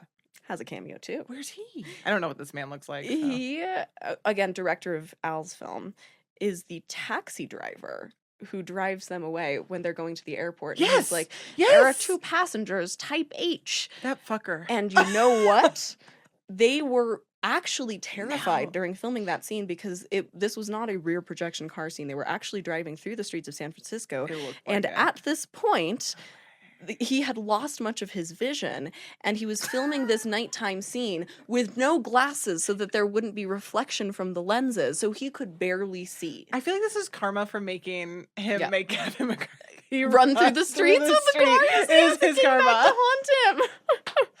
But so that's why Donald Sutherland looks so genuinely freaked out in the backseat as he's like, we might die today. That's so fucked. Yeah, it's deeply upsetting. Hilarious to talk about in retrospect. Yeah, it's like the Rosemary's Baby, like just sending her into the street. Yep. Because no one's gonna hit don't do that.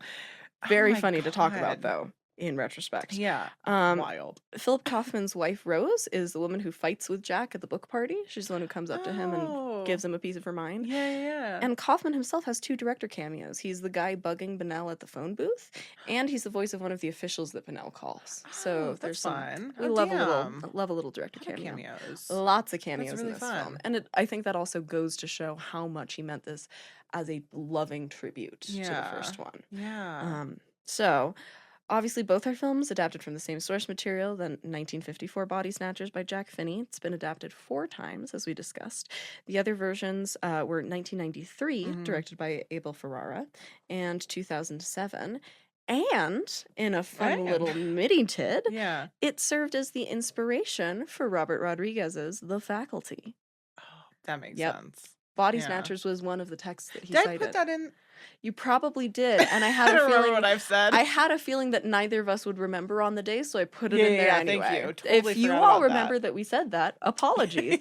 You probably know what we've said better than we do at this point. Truly.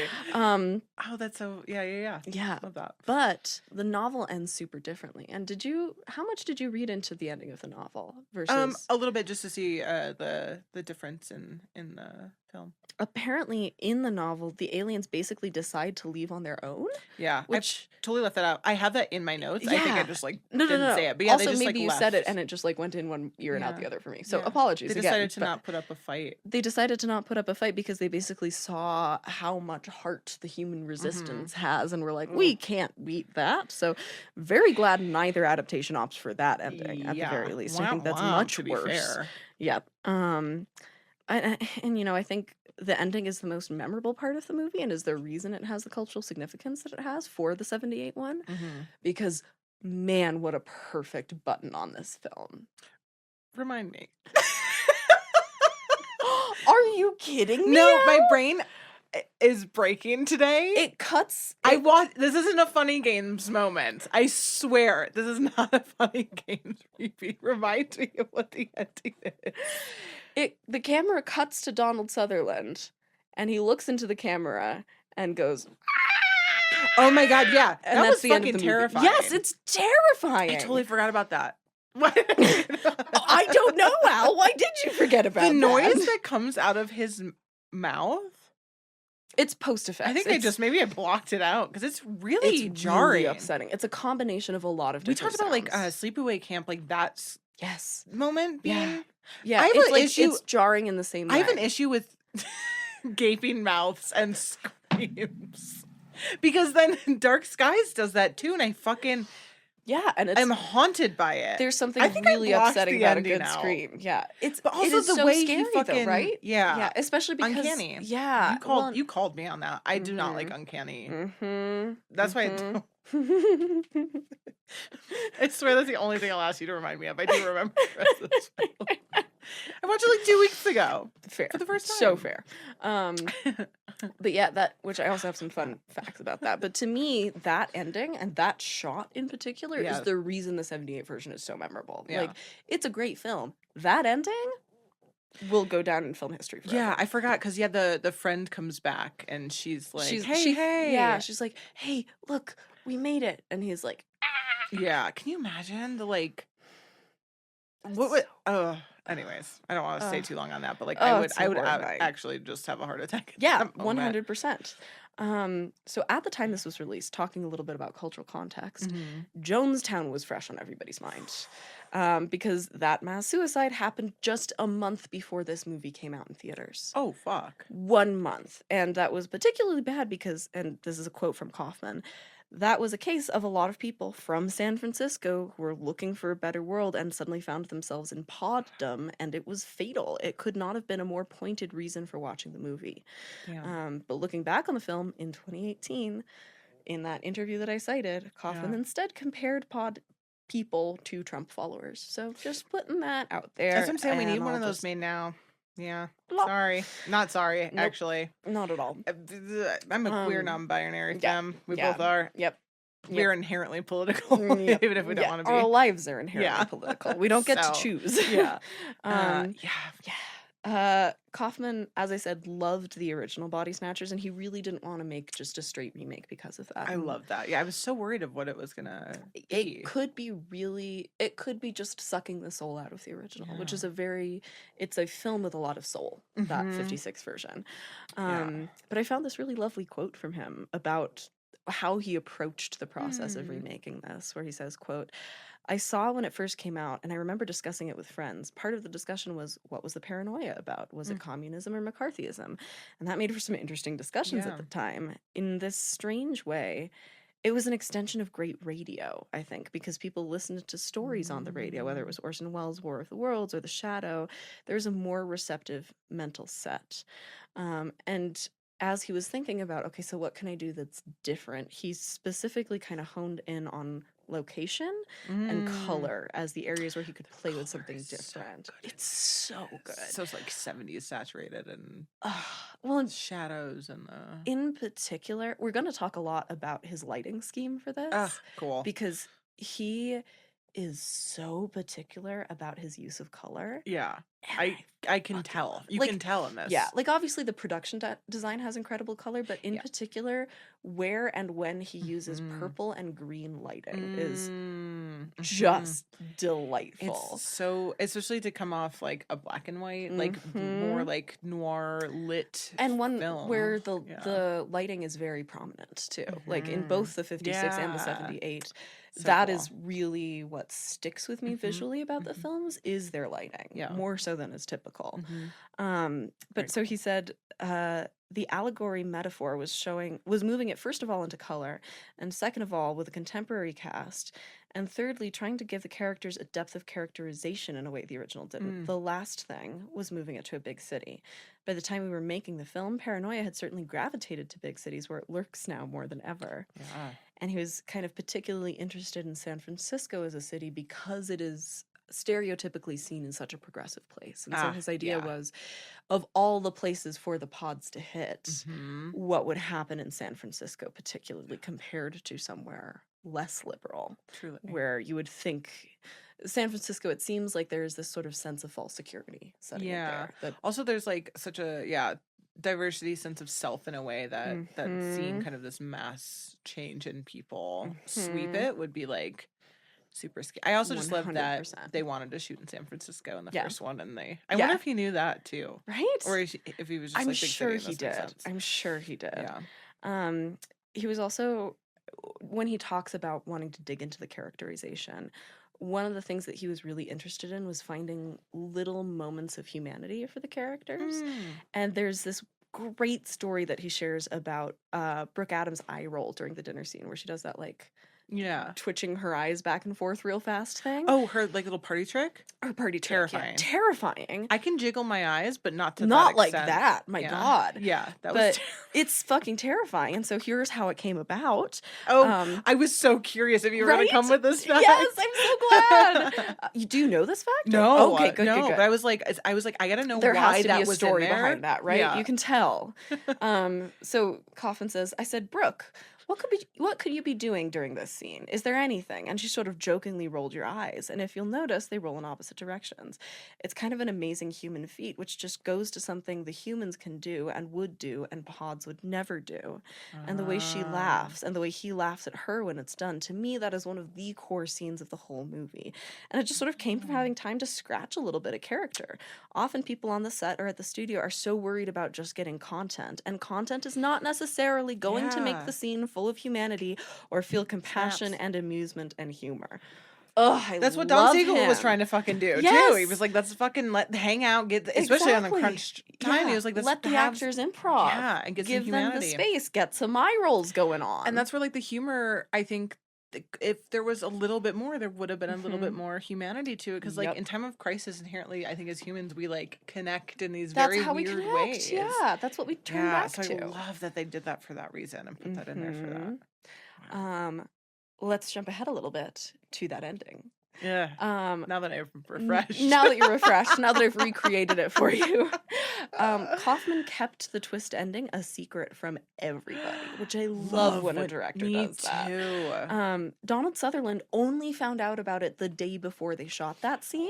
Was, like, so and apparently Nancy Cartwright, or whatever her name is, I just have Cartwright. I think her name is Cartwright.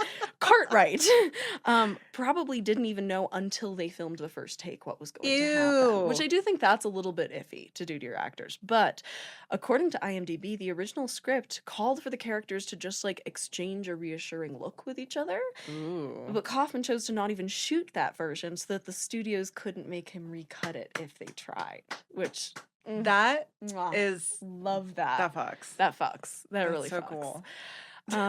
Way to stick it to him. Right? Also, I didn't know that Donald Sutherland doesn't naturally have curly hair because the main things I associate him with are this and Don't Look Now. And he took his hairstyle in this movie from his hairstyle in Don't Look Now, apparently. Oh. And it required him to be in pink rollers every day on set to get ready. Which is he's a baby girl. He's baby girl. Yeah. Donald Sutherland is giving big baby girl energy. His character was also apparently originally supposed to be a jazz musician in the earliest versions of the project, which I find weird. Leonard Nimoy's glove fact. He came up with the character's half-leather glove himself, partially to make Kibner more visually distinctive after he'd seen a friend wearing a glove to hide a burn on his hand, and partially because at this time, Nimoy was really worried about getting typecast as Spock. And he was like, I need to, particularly because I'm playing this very cold intellectual character, I need to find something that makes it not Spock. Yeah. And his answer was one glove. Love that for him. He was in like some like thriller mystery movie too, where he's also like very much looks like this character, just the same. But I think he still had his like Spock bowl cut kind of hair, so it's like I think he tried to go pretty hard. Tried so hard to go in the opposite direction, and it just made him seem more Spock. I know. Honestly. Brooke Adams apparently challenged Donald Sutherland to a race during one of the many running scenes, since both of our movies are full of running scenes. And they kept going even after Kaufman called cut, and Adams won even though she was in heels, which nice. Gal after my own heart. And I fucking love it. He's got a long stride. He does. He's a tall dude. Yeah. So she fucking booked it. Yeah. Also, according to IMDb, Donald Sutherland performed all of his own stunts for this movie. Oh shit. And this movie had him do a lot of stunts. Yeah. He apparently didn't even use a harness or net for the Pod Factory scenes, which that's just terrifying. Horrifies me. Like, don't do that. Even if your actors are like, I can fucking do it, don't let them do that. But he apparently also barely got out of the way of one of the fireballs when that is exploding. Barely got out of the way in time, and an extra was injured. Which again is part of why I'm like, if you're doing shit like that, leave the stunts to the professionals. Yeah, truly. Because otherwise, even if Donald Sutherland doesn't get hurt, an extra does. And that's not okay. Yeah. But ooh, yikes. off of my soapbox. No, stay on there. I got to my notes about color and lighting, which I'm glad you have. I'm not surprised you have lots of notes on these. I mean, that's the stuff. That's the juicy stuff. That's the juicy stuff. Much of the lighting was intentionally film noir influenced with like these very deep contrasty shadows. But Kaufman and his cinematographer, who was Michael Chapman, who also shot Taxi Driver and Raging Bull, which Taxi Driver in particular, I can very much see these two films being shot by the same person. I think the specific kind of like, it's very saturated, but in a way that looks dirty. They're not clean colors. Yeah. And that I think is very appropriate to what that's such a great way to put that. Especially when you get like I think this like big city kind of to have that like dirtiness. It feels like even the light is polluted. And I love that. I love that. Fucking love that. Nailed that one. So one of their kind of strategies for the whole film was to add increasingly purplish tinges to shots of pod people to kind of subconsciously indicate how much they'd been taken over by the pods. I didn't realize that. So you can basically turn all of the sound off, not pay attention to anything going on in the movie except the lighting, and get the entire narrative just from the lights. I was just talking about that the other day. I just rewatched wildly different, but Marie Antoinette, Sofia Coppola's. And like, you could turn off. Yeah, and just watch it and and still feel feel the exact same that's thing. what film should be. That's what film should be. That's what we were taught. I learned film like when I went to film school. Our first year had to be silent film. Same. So. My mentor always told me to watch films that I love with the sound off. Yeah, same. Yep. Mm-hmm. I love that. So speaking of sound, Ooh. sound editor was Ben Burtt, who was already famous at the time because he was the guy who did sound for Star Wars. Oh, shit. Yeah. And so here's a quote from Kaufman. I remember when Ben Burtt, somebody would play a door slam and he would identify when that slam was made and what it was. He'd be like, Warner Bros. 1937. Holy shit. So when we created the pod shriek, that sound at the very end, yeah. he became so inventive. One element I remember was a pig squeal mixed in with other elements. He created a meal of sound. Ooh. A meal of sound.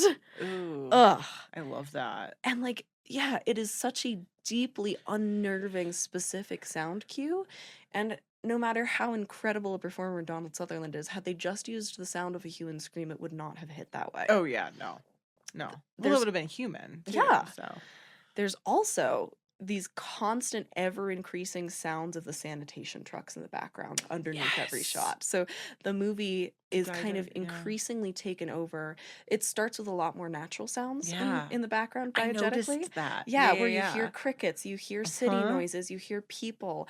And as it goes on, all you begin to hear towards the end of the film is the crunching of those trucks breaking down bodies. It very much, because it was so... like, obvious in, like, the best way. I don't want to be like, it took me out of it, but it was something that was very much like they wanted you to pay attention. Yeah. And it reminded me so much of our conversation about, like, Rear Window and the diegetic noises and, like, how much they play, like, their own characters in it. And this definitely, it made me go back and think of those conversations. And so I loved that. Right? Yeah. It's so good. Yeah, it's really good. Really effective. Bert apparently also used heartbeat sounds from his own wife's ultrasound for the growing pods, to which I wrote, gross. Ew. Disgusted. That's gross. God, do I hate I was gonna say, that. wife's heartbeat cute, baby. Ugh. Yeah. That makes anyway, sense. Moving right along. Back to the fun horrors. The baby. All of the SFX in this movie are practical. All of them. And one that I especially loved at the very beginning of the film, it starts with the alien planet and kind of these blobs drifting up. So cool. I love how they shot this. Was it underwater? No, it was. Here's the Kaufman quote. I found some viscous material in an art store. I think we paid $12 for a big vat of it, and then we dropped it into solutions and reversed the film. Okay, so it is in liquids. I guess it is in liquids. I don't know how much of it is water specifically. But just like different liquid. Yeah. It's just like jelly. So good. It's so gorgeous. It's really cool. Yeah, very Carpenter style trick there. It's a fun way, again, in contrast. Like the second that opened, I knew, also just knowing the facts of what was left out in the original, I knew that we were getting more of that, like, plant element. So cool. That terrifying dog banjo player hybrid creature. Production fabricated a mask of the banjo player's face, put it on the actual dog, and then put something on the lips of the mask to make the dog lick it. And terrifying. So terrifying. So scary. Terrifying. And all you need is like a rubber mask and some peanut butter. Done. Done. Bing, bang, boom. Also another little crossover story from both of our films. While they were filming the little Kevin McCarthy cameo, they shot that in the Tenderloin. Are you familiar with the Tenderloin in San Francisco? It is historically stereotyped as the quote-unquote worst neighborhood in San Francisco. It is an area with a lot of unhoused people in it. And at the time, they were shooting in a particularly sort of rundown area of the Tenderloin, and somebody had been passed out on the street, woke up, saw Kevin McCarthy running down the street screaming, recognized McCarthy, walked up to the crew, and goes, what are you shooting? Is this a new invasion of the Body Snatchers? And Kaufman's like, yeah. And he's like, ugh, the original was better. You're wasting your time. Honestly, I would have said the same thing. Isn't that amazing? And so Kaufman later was like, we're in the funny. middle of shooting the film and we got our first review. Yeah. Honestly, you Yep. you kind of deserve that at that point. To get a little bit of, Honestly. Ooh, also speaking of the banjo player, yeah. it's not who you see on screen, but the banjo playing that you hear on the soundtrack there, done by Jerry Garcia of the Grateful Dead. Oh my god, no way. Yep. George This would film love is that. full of such weird tidbits. I also found this really That's lovely funny. quote from Kaufman talking about why he loved working with his editor, who was Doug Stewart. He said, he was just a great guy at making a scene cook. When you make a scene cook, you lose frames. There might be a choice of one reaction to another. When are you on someone when someone else is talking? How do you blend the ingredients to a great meal? An God, they really editor... like talking about meals. Were they hungry? He really loved a meal comparison. An editor, in a way, is a chef at the very end. Oh wow, he really got deep in his feels. He really did. Sorry, you said cook. It cooks. Me and Trev, we accidentally one day, I don't know how, but we said like, "Oh, that cooks," and so we say that as like something really fucks instead of saying it fucks. Sometimes we go, "Oh, that cooks." Oh, I love that. Sorry, I made a face. So good. So good. I mean, but yeah, he got yeah. his feel. Was this all still from the 2018 article? Mhm. God, they gave great quotes. It was so good. Film score composed by jazz musician Denny Zeitlin, who this is the only score that he ever composed. No Apart from that, he was way. only a jazz musician. Oh wow, that's but it was fun. also the first time that a Prophet 10 synthesizer was used for a movie score, which I thought was kind of fun because I love Ooh. early synth Yeah, me too. soundtracks. IMDb also points out that in the 1956 version, there's a little plot hole that I'm sure you've thought about, where Becky is transformed into a pod person, and it happens moments after she falls asleep. Yeah. Yep. Which doesn't fit the rules of the story, which requires a transition over time, right? Kaufman's version plays out the same story beat, but shows that enough time has passed for the new alien Elizabeth to be gestated, and that was something that he specifically did to kind of fix that plot hole from the original. Moving into release, this grossed just shy of 25 million, which is around 117 mil in today's money. Want to take a guess at what the budget was? Oh my god, practical 70. How much did it gross? 25. I love this. I'm just gonna. I have no thought process like you do. I'm just gonna take a stab I love. in the dark. 78, 10 million. No. Lower? Lower. Okay, I thought that was pretty high. 4 million. 3.5.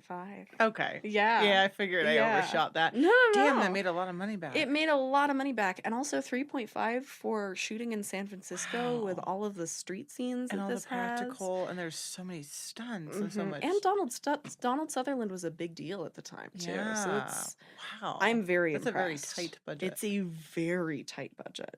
And even though, as I said, this film, now considered one of the best remakes of all time, holds a 93% on Rotten Tomatoes. I was wrong. Not a 94. Shame. Shame. It was pretty critically divisive at the time it was released. It did receive Hugo and WGA award nominations, but Roger Ebert kind of shat on it a little bit, and actually Did he like the original better? Is that why? he liked the original, and he actually, Pauline Kael loved this film, and Roger Ebert later went back to specifically say that Pauline Kael calling it a good movie was quote unquote inexplicable. So chill out, my dude. Roger, not a fan. Wow. In particular, some critics thought it was too on the nose, which is funny because to me, from a modern perspective, it really doesn't feel on the nose at all. It feels very just It's accurate. Do you think it's just more on the nose than the 50s? Yeah. Yeah. And that's why. Yep.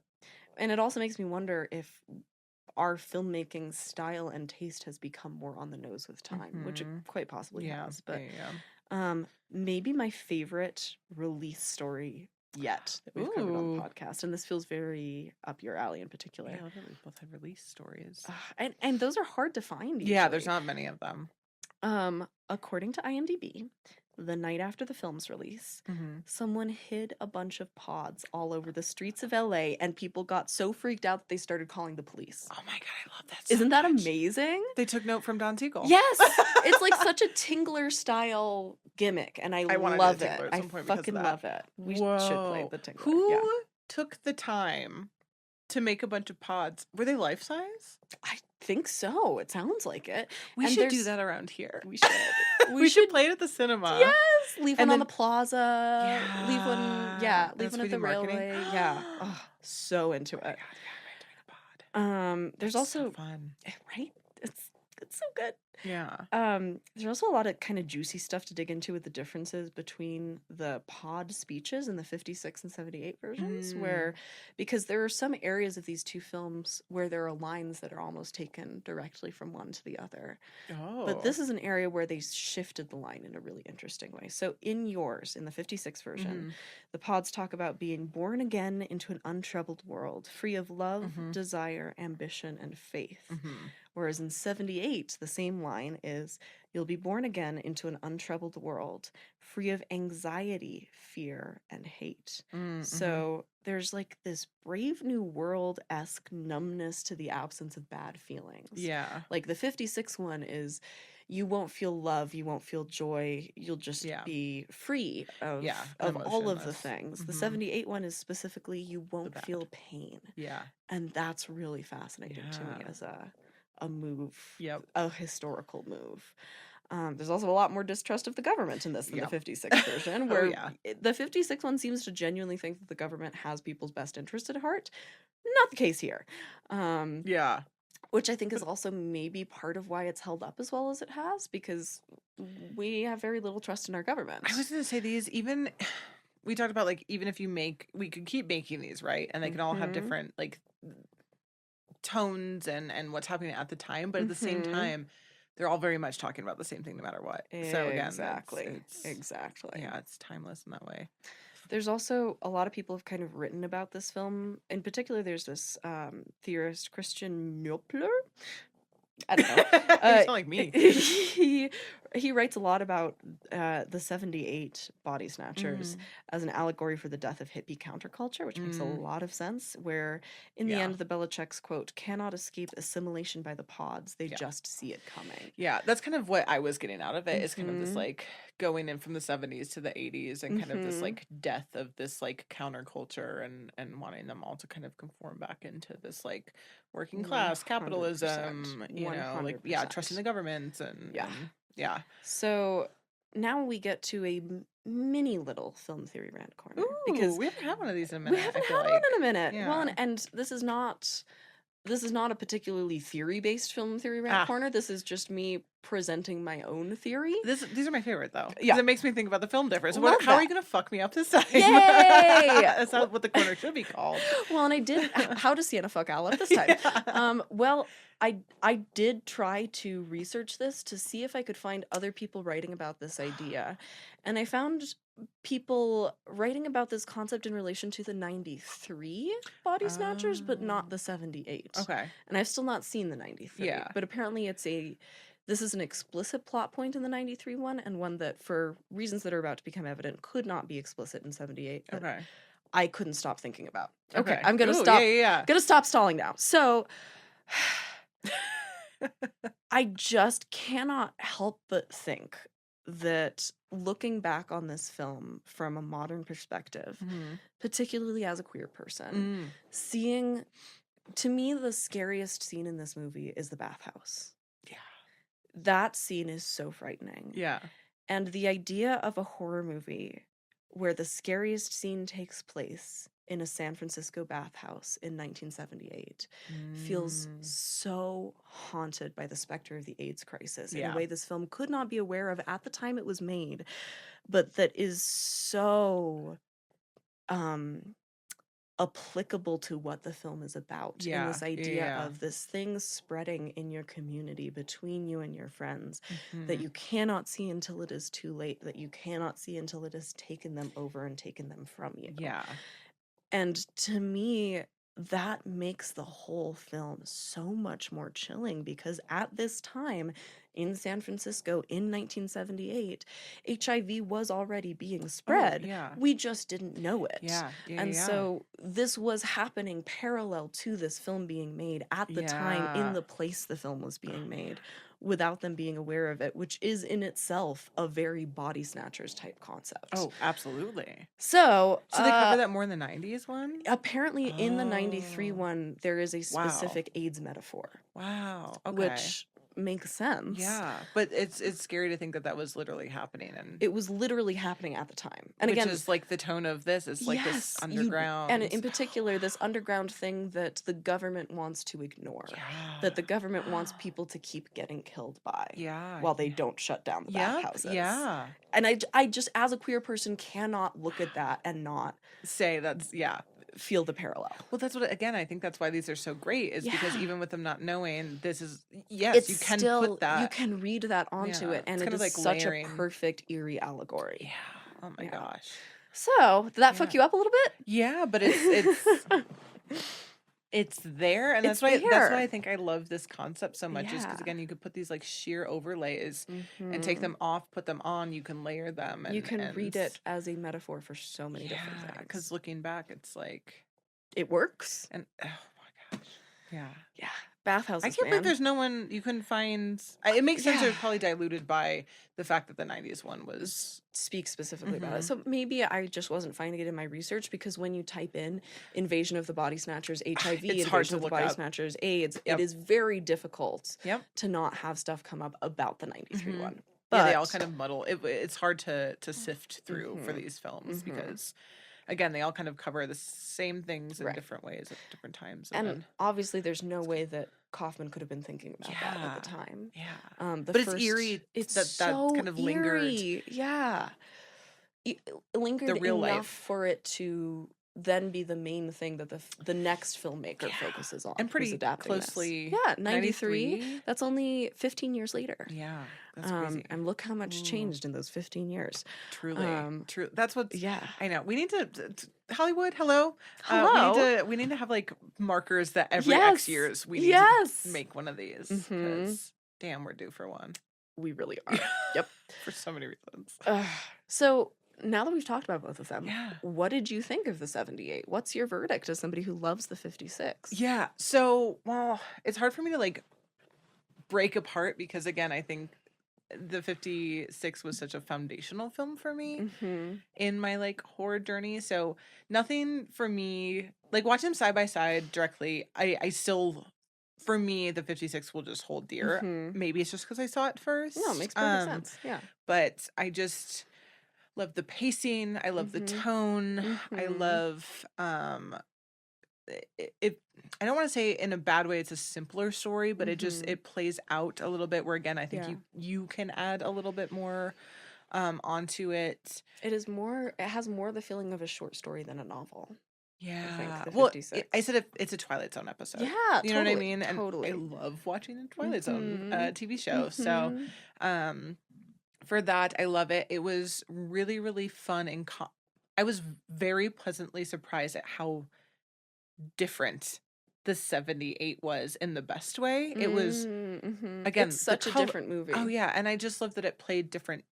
It pulled out different aspects. I love the plant element of it. Again, I did not know that was going to be part of that one, so that was fun.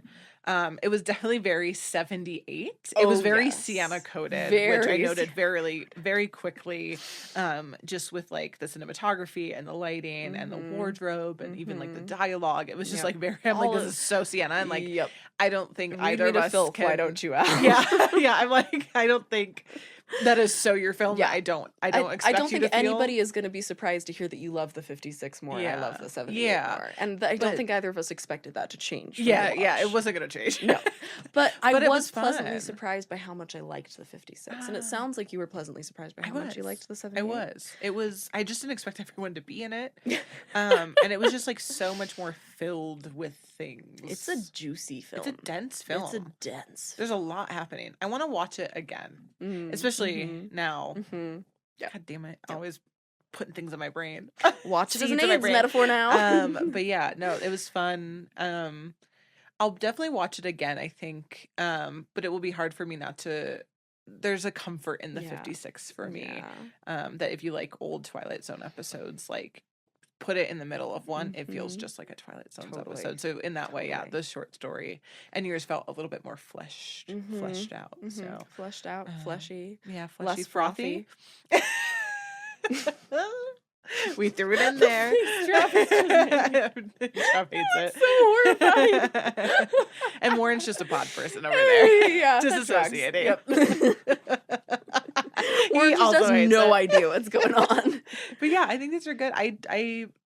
I'm curious what the other ones. I feel like these are definitely going to be the best. The better, too. yeah. I feel like the fact that I've heard so little about the other two, particularly given that one of them's directed by Abel Ferrara, who I love, and one of them stars Nicole Kidman, who I love. Yeah, I've never. The fact that we've heard so little about them tells me they can't be. Good. Yeah. I'm glad we did these two, so that was fun. Yeah.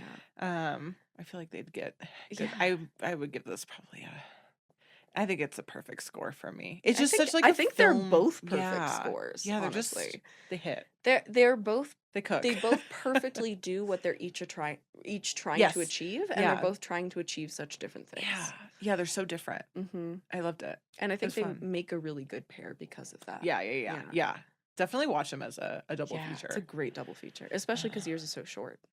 Is it really that short? It's like an hour 20 or something. Yeah, that makes sense. Mine is like, I think 2:05. Holy shit! Like I didn't realize. I might be wrong. Yeah.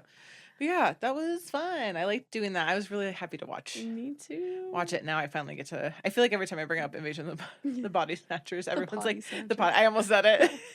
Everyone's like, "Oh, 78." I'm like, "No, how dare you? Get out of here, Donald." I can finally say that I watched it. Yeah. So, well, I'm like, happy first pod birthday to us. It is. We're in our second. We're in our. We're no longer pod era. Babies. We're officially pod people. We're pod people now. We're officially pod people. Oh my god, that's such a great way to say that. I know you'd said that apparently most podcasts stop recording before they hit 1 year. Yeah, we're doing it, baby. We ain't stopping. Yeah, I think as long as you're listening, we're not stopping. Our pod has officially grown. Yeah, it's full grown now. We're in our terrible twos. We're in our terrible twos. We are in our terrible twos. Buckle the fuck up. Yep. I think today we will come in pods next that we are terrible. Are in our terrible twos. Truly, it's just gonna get more unhinged from here. That's the goal. Love that for us. Yeah. Should we tell people what we're covering next time? Yeah, I'm excited. We did a little shift. We did do a little shift. But we're headed into winter months, and we are going.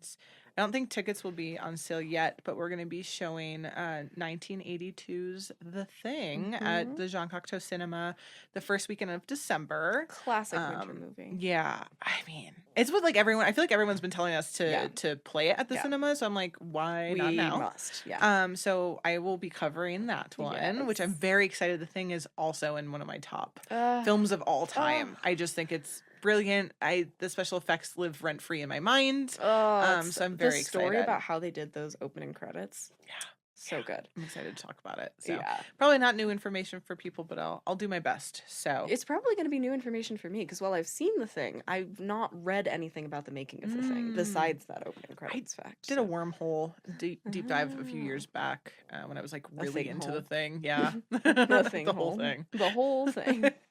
And then you're doing, which we decided kind of last minute. Yeah. Last minute enough that I did not write down the year. I want to say it's 78. It's sometime in that same area. We're doing two Carpenters, so I'm covering Prince of Darkness. Yeah, we're finally doing Carpenters. Yeah, which friend of the podcast, Devin, has told me on many a time that I need to watch because it has similarities to Radon's Daughters, the film that I'm making. Yeah. And I don't know what he means by that, and I'm really excited to find out. So yeah, he was wearing a sweater when he came to our pop-up last too, so it is very fitting. So Devin, this one goes out to you. Shout out to Devin. Yeah, so those will be a fun pairing to do Carpenters and for sure. And he's so good at low budget wizardry that there's got to be some really fun wizardry. There's got to be some really fun really stories. Great. Yeah. So that'll be fun, wintry, cozy. Yeah. And by that time, we should be more ourselves. Yeah, we'll be back on track a little bit more. A little bit more. A little more sane. That's I think that's all the things. Is that all the things? Do we have things we need to talk about? Just, if you want to follow us on social media, at Splice Splatter Pod, or Splice Splatter, depending. And If you like listening to us, I would say please give us a review. It's really fun to hear what you guys have to say. The puns, the wits, whatever you want to add just to make us laugh actually would be great. So challenge you to that. Yes. And I would say let us know if you have suggestions of films. I did ask everyone post-election what their comfort horror films were. Seeing that. I want to post some more because you all had amazing ones, and it's really cool to see. So make sure you are all taking care of yourself right now and watching your comfort films. Yes. And distract yourself from the horrors. And spilling coffee in the background. Yes. Thanks, Travis. On that note, should we thank everyone but Travis? Everyone but Travis. Thank you to our amazing podcast producer, Warren Langford, who wouldn't be able to do it without you. Truly. No thanks to Travis Fowler, the man behind the camera. We would be able to do this without. Thank you, Theo Schaefer, again for the beautiful music. Playing over us as we ease our way out. Thank you, Siena, for doing this today on a Saturday. Thank you, Al, for doing this today very early in the morning so that I can go straight from this to set. Let's see how I do at that. And thank you all for listening to Splice and Splatter, the film podcast presented by the Jean Cocteau Cinema in Santa Fe, New Mexico, where classic horror. It's modern gore. And until next time, we'll be right back.